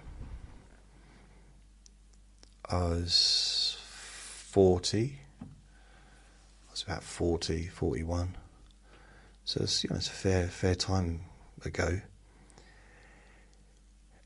And I just laid down and she couldn't stop laughing. I was saying funny things as well, but I think being that close to my face, it has two effects. Either you laugh or you scream. I mean, trust me, there's been times when, in the past, when I've woken up with someone that I've spent the evening with and they forget I'm in bed with them and they just like scream, like, what the hell is it? It's like, it's me. It's like, what? What is that? It's my face. No, but seriously, you didn't look like this last night, did you? I said, yeah. She said, they must have different lights in there. They must have weird lights. I said, okay. But she was laughing anyway. And I've had that as well. I remember I once woke up with someone and they just started laughing hysterically. And they said, I can't believe I slept with you. I was like, what? She said, I can't believe I just woken up. I can't believe I slept with you. I've woken up with you. I said, you're my wife. I mean, what a rude thing to say. That was 5 years of marriage gone down the drain. So, yeah, and I just laid down next to her, chatted to her until the ambulance got there, and I took off. But she just found it so hilarious. My main aim was to try and help her with her pain, to be honest. And I thought if I get closer to her, I can tell her and talk to her, which I did a bit. But she almost couldn't really focus on that because she was laughing so much, because she just saw the absurdity of the whole thing. And her laughing made me laugh. Her husband didn't seem very pleased, but he was probably just worried about her, to be honest. Either that or he just regretted dragging her over to the chair so he could have just had a bit of peace, not having to listen to me. Maybe he just got fed up with her laughter and he thought, pushed her over so he could have a break from her laughing, which hopefully that wasn't the case.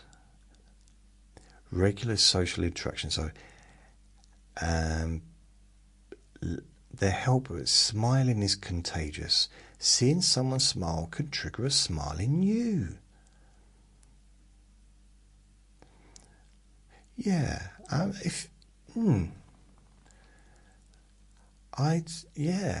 nice smile is lovely.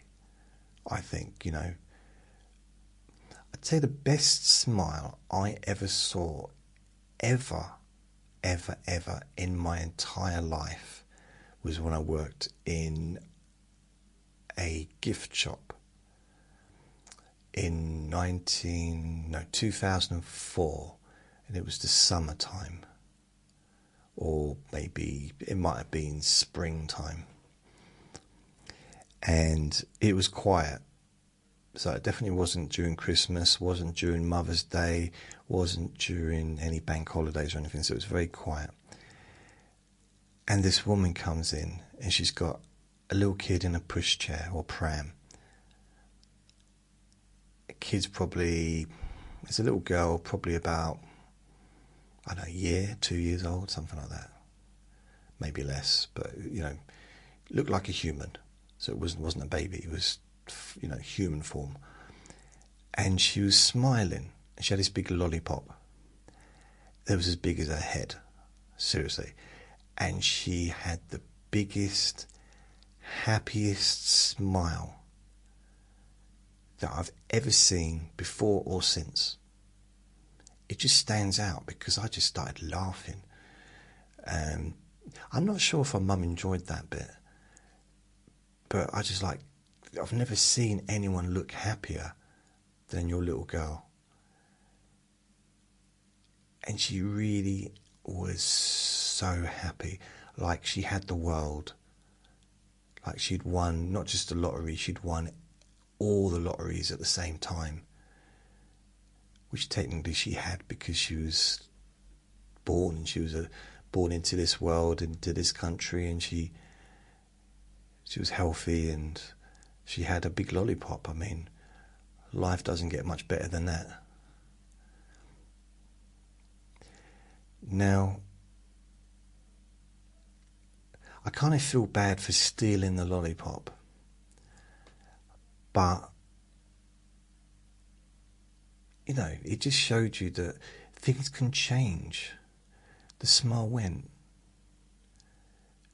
and then I gave her the lollipop back, and the smile was back, but it was almost, I don't know.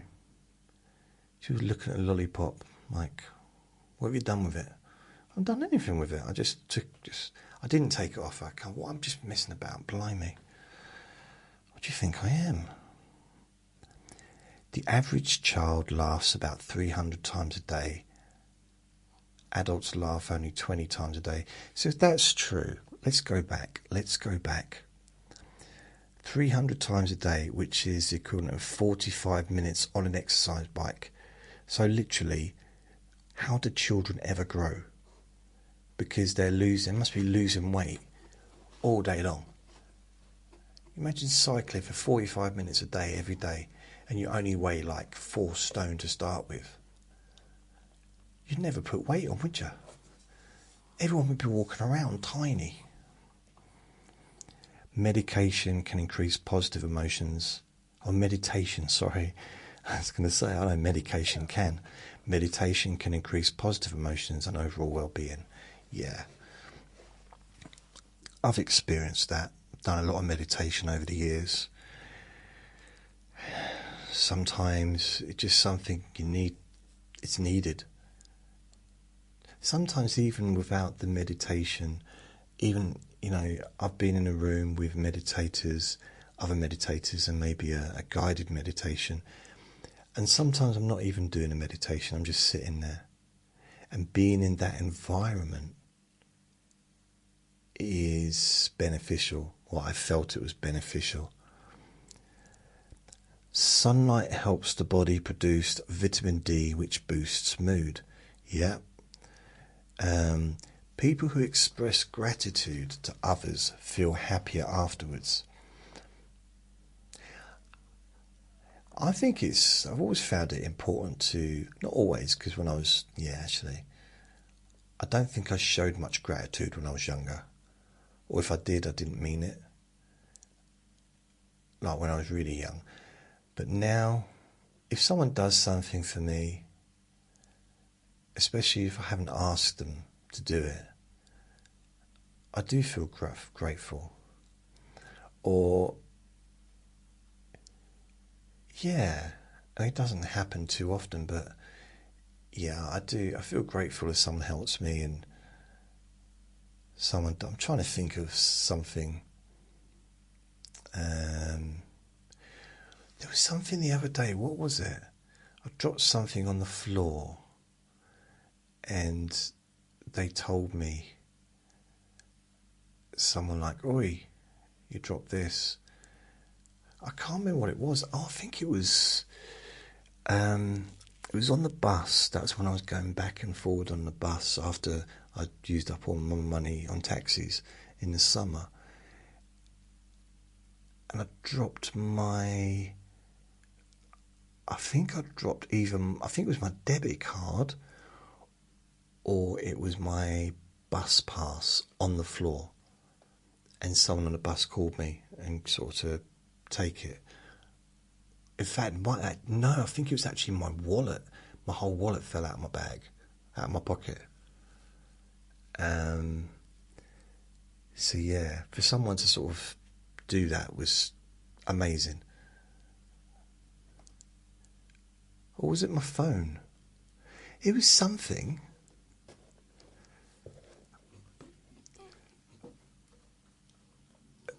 Yeah.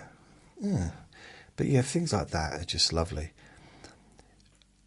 Laughter therapy is used in some hospitals to help recovery. Laughter therapy is used, okay. wasn't used in the hospital where my friend was. That would have been made such a difference to have. I don't know how it can be done. You hear Vinny, he's trying to get my attention. You're trying to get my attention, aren't you? I've not finished the recording, Vin Vin. Vinny Vin Vin Vinsta Vin Vin. I haven't finished. No, I haven't. Once he starts barking, then I know that he definitely wants my attention. Research shows that people who spend time with friends can have an extended lifespan. Okay, well, I don't have any friends, so there you go. Oxytocin is often called the cuddle hormone because it's released through touch. I mean, the only person I touch is Vinny. Literally, the only physical contact I have is Vinny. So,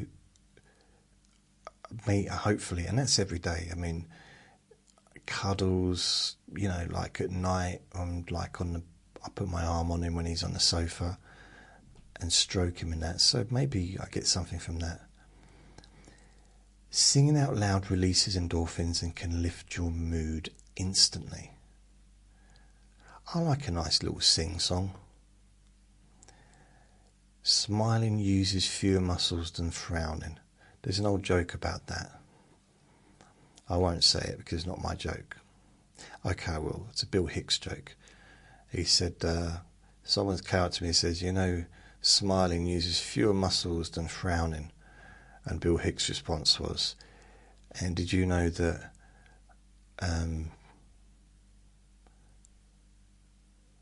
what was it?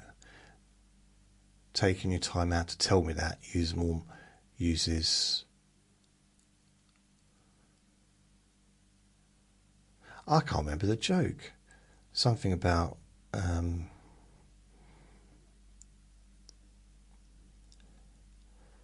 alright, smiling uses fewer muscles than frowning, and he said not telling me that would use fewer muscles than telling me that. Something like that. He said it in a funny way though. Not like, someone came up to me and said, smiling uses fewer muscles than frowning. He didn't, not like that. If you speak like that, I'm not making fun of how you speak. Money can increase happiness up to a point. Roughly £60,000 a year, studies suggest. That's a bit specific, isn't it? It depends what you want to do with your life, how you want to live your life. I mean, £60,000 a year is a huge amount of money for someone like me. But, for someone living in London who's got a mortgage to pay, £60,000 a year is not going to be a huge amount of money to them, potentially. Or is it 60,000 plus? I've definitely travelled the world on that. The colour yellow is more often associated with happiness. Yeah, I had, when I moved into the big house with my family, I had a yellow walls, and then at one point we changed it to pastel blue walls. And the yellow walls were very bright. It was quite a light room, quite a bright room with a big window. I'm very different from the room upstairs, which had the window facing the wall, but I still prefer the one upstairs because it was a bit more private, if you know what I mean. The song "Happy" by Pharrell Williams topped the charts in over 20 countries. Because I'm happy. The smell of oranges is linked to reduce stress and increase happiness. Okay, cool. Smell of oranges.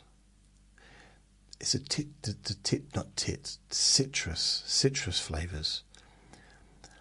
Watching funny videos for just 10 minutes can raise endorphin levels. I'm quite enjoying some of the AI videos that have come out. They're just short videos, and some of them have got me cracking up, like really laughing. I don't want to create them myself. I'd rather just be a viewer. Some of them are just so funny. They got these chiropractor ones, which are they're wrong but very funny. I don't know why I laugh so much, but so people who live near the sea tend to be happier than those inland. I do love the sea. I wish I lived near the sea, but I don't.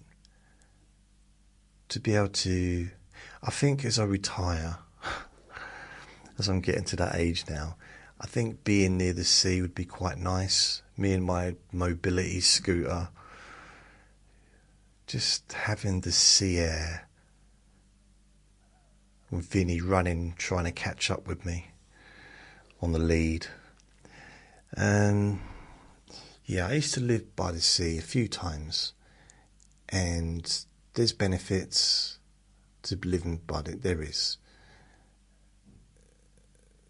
Maybe one day, maybe, yeah. The world's first recorded smiley face dates back to 1635 in Slovakia.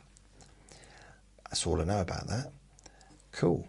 Studies show people who practice mindfulness report less anxiety and more happiness. That's why I started doing mindfulness and meditation, because of the anxiety issues I was having in November 2003. And yeah, it took a while, but it's definitely, the mindful practice isn't just when you're sitting. I mean, you can use it a lot, just washing up or making a cup of tea, just being in the moment of, what you're doing there and then. Like, as I said that, I now realise that I'm in the moment right now, and it's kind of a tingly feeling in my body, like a nice tingly feeling. Yeah, it's quite nice. Feels nice to kind of be present. I prefer to get presents. Laughing can improve blood sugar control in diabetics. That's good to know. I'm not sure where my sugar levels are these days. Still haven't received the blood test results. Couples who laugh together stay together longer, statistically speaking. Isn't that an old saying, isn't it? Couples who laugh together stay together. Or eat together, stay together? I don't know. Couples, kind of makes sense really, doesn't it? If you can't, I tell you what's just, it's always kerfuffled me, confused me, is how someone would be in a relationship with someone else, like a romantic relationship, and be getting into arguments and be all whatever all the time. Now, my question's been this: if there's one person in the entire world do you really should just be nice to all the time? I mean, I would argue probably everyone, but if there's one particular person that you should always be nice and respectful to and kind to and loving to, it should be the person you decided to spend your life with, your mate, your partner, your lover, whatever person you're living with. And I'm not saying above a family member, children, whatever, but ultimately that person is with you when other people come and go. And if someone can't even do that, then that's not a relationship. I don't mean everything has to be perfect all the time, but there's an old saying, it's I think it's a London, East London saying. That's just because that's where I heard it, so it might not be. Is we're only cruel to the people. We only hurt the peoples we love. We only hurt the ones we love. It's like, that's the most ridiculous sentence in the world. We only hurt the people we care about. The people we love, no. That's the opposite. And I've stuck to that. It makes no sense. So there. The peak, yeah, laughing. Have someone you can laugh with. My uncle married my auntie like long before I was even born. And my nan was telling me a conversation she had with him, you know, a few years prior. Yeah, well, when I last spoke to her, it was a few years before that. And she said, it was just like talking about why he was with her, why he stayed with her, how come the marriage lasted so long, because it hadn't lasted so long with some of her other children. And he said, Mum, it's simple. She makes me laugh. She makes me laugh so much, and always has done for the last 45 years or 50 years, whatever it's been. And I thought that was so cool. Like, I know I'm not going to have a relationship that lasts for 50 years, but I think having someone that makes you laugh. I'll make you laugh. The peak end rule. The peak end rule. What's that? Says people judge experience by how they end, not the length. Yeah. That's an old thing, isn't it? Like, you can have the bestest date in a restaurant, and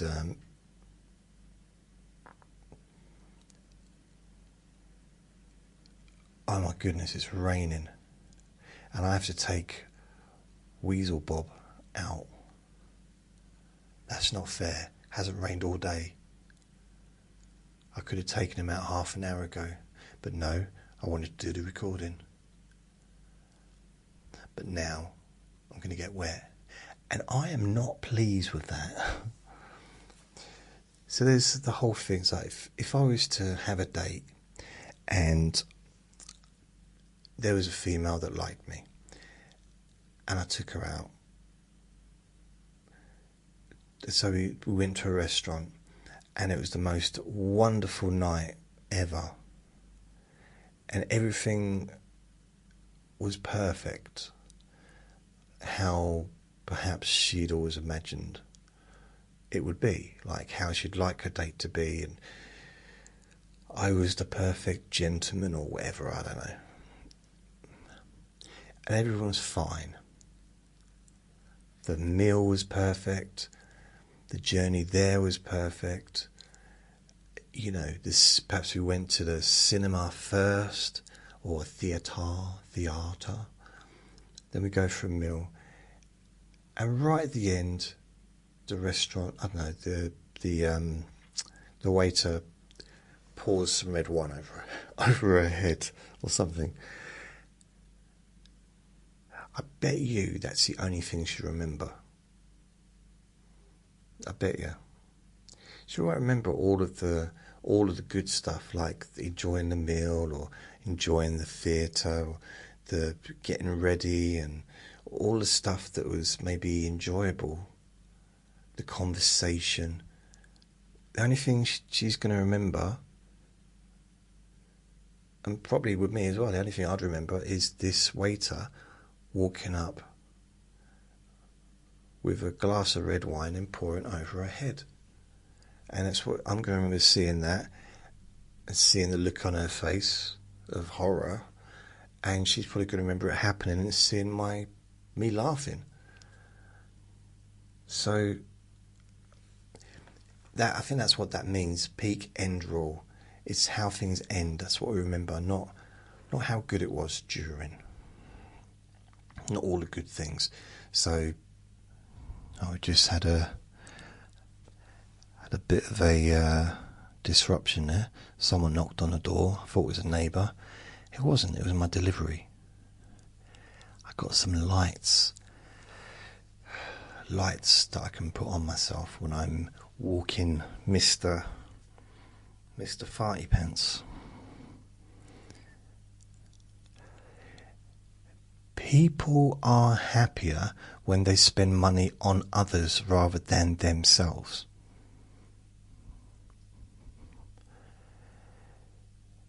Yeah, I can see that. To a degree, but although I wouldn't necessarily call myself a selfish person, but I prefer getting presents than giving them. I know, not in a just. I like helping people, but when it when it comes to gifts, I like getting gifts. You know, if I'm sitting at a table or in a room and I've bought gifts for everyone else around the room, and I've got gifts from everyone around the room, like in a bag or in a pile where I am, I'm more interested in what's in my gifts than watching other people open the gifts that I bought them. And I remember in the past, my stepmom would say, "Oh, Jason, your dad's opening his gift from you." I was like, "Yeah, so what are you telling me for?" And that's my natural selfishness, I suppose. I'll work on it. In Japan, the concept of ikigai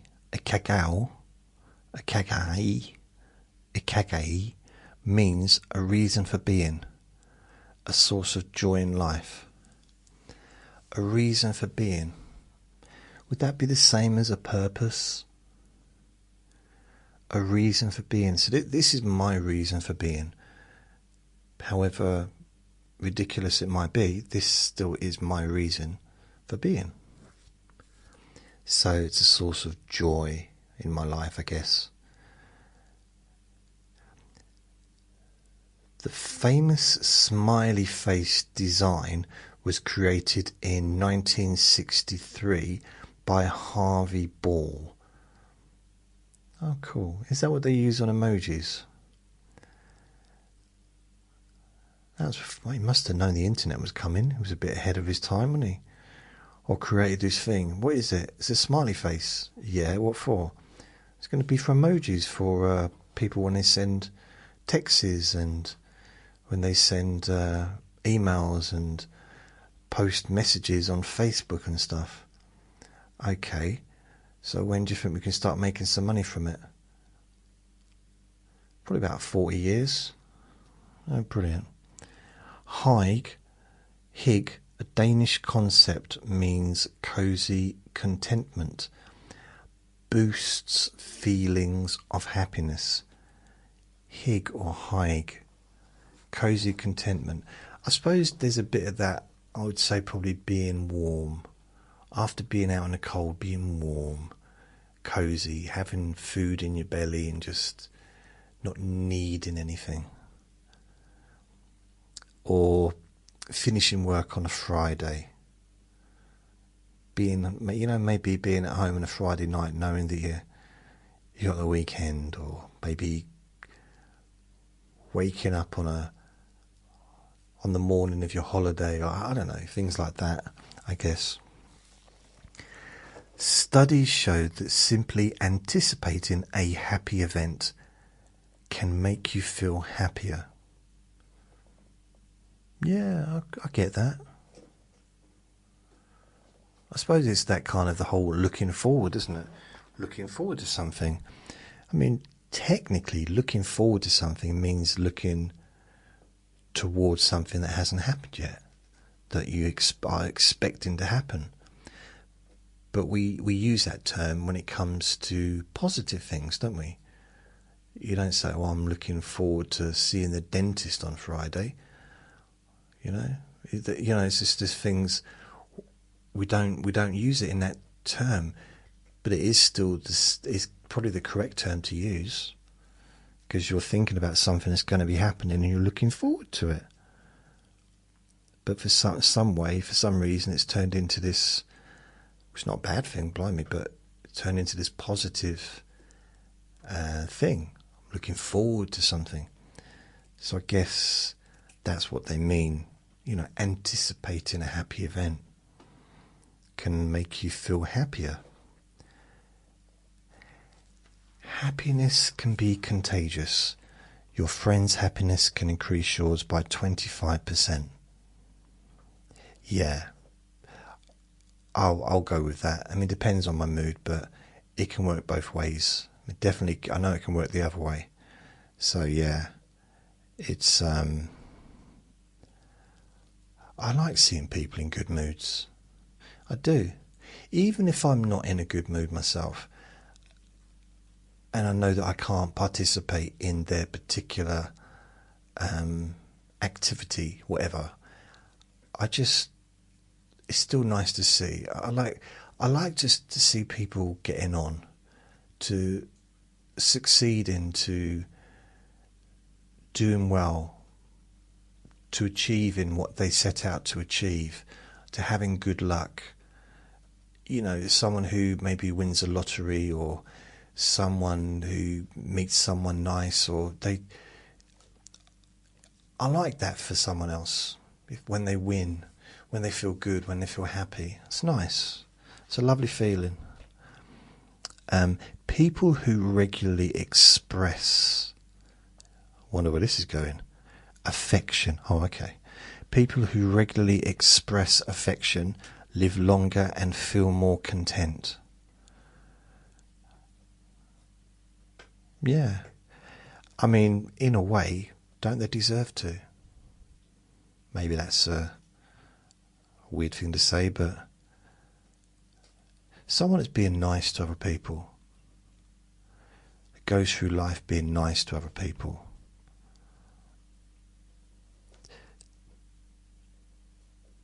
I think they deserve happiness. I'm not saying that other people don't, but they just, you know, if you spread happiness, then I think happiness, you've got no choice but to receive it. There's the old saying, isn't there, that you get back what you give out.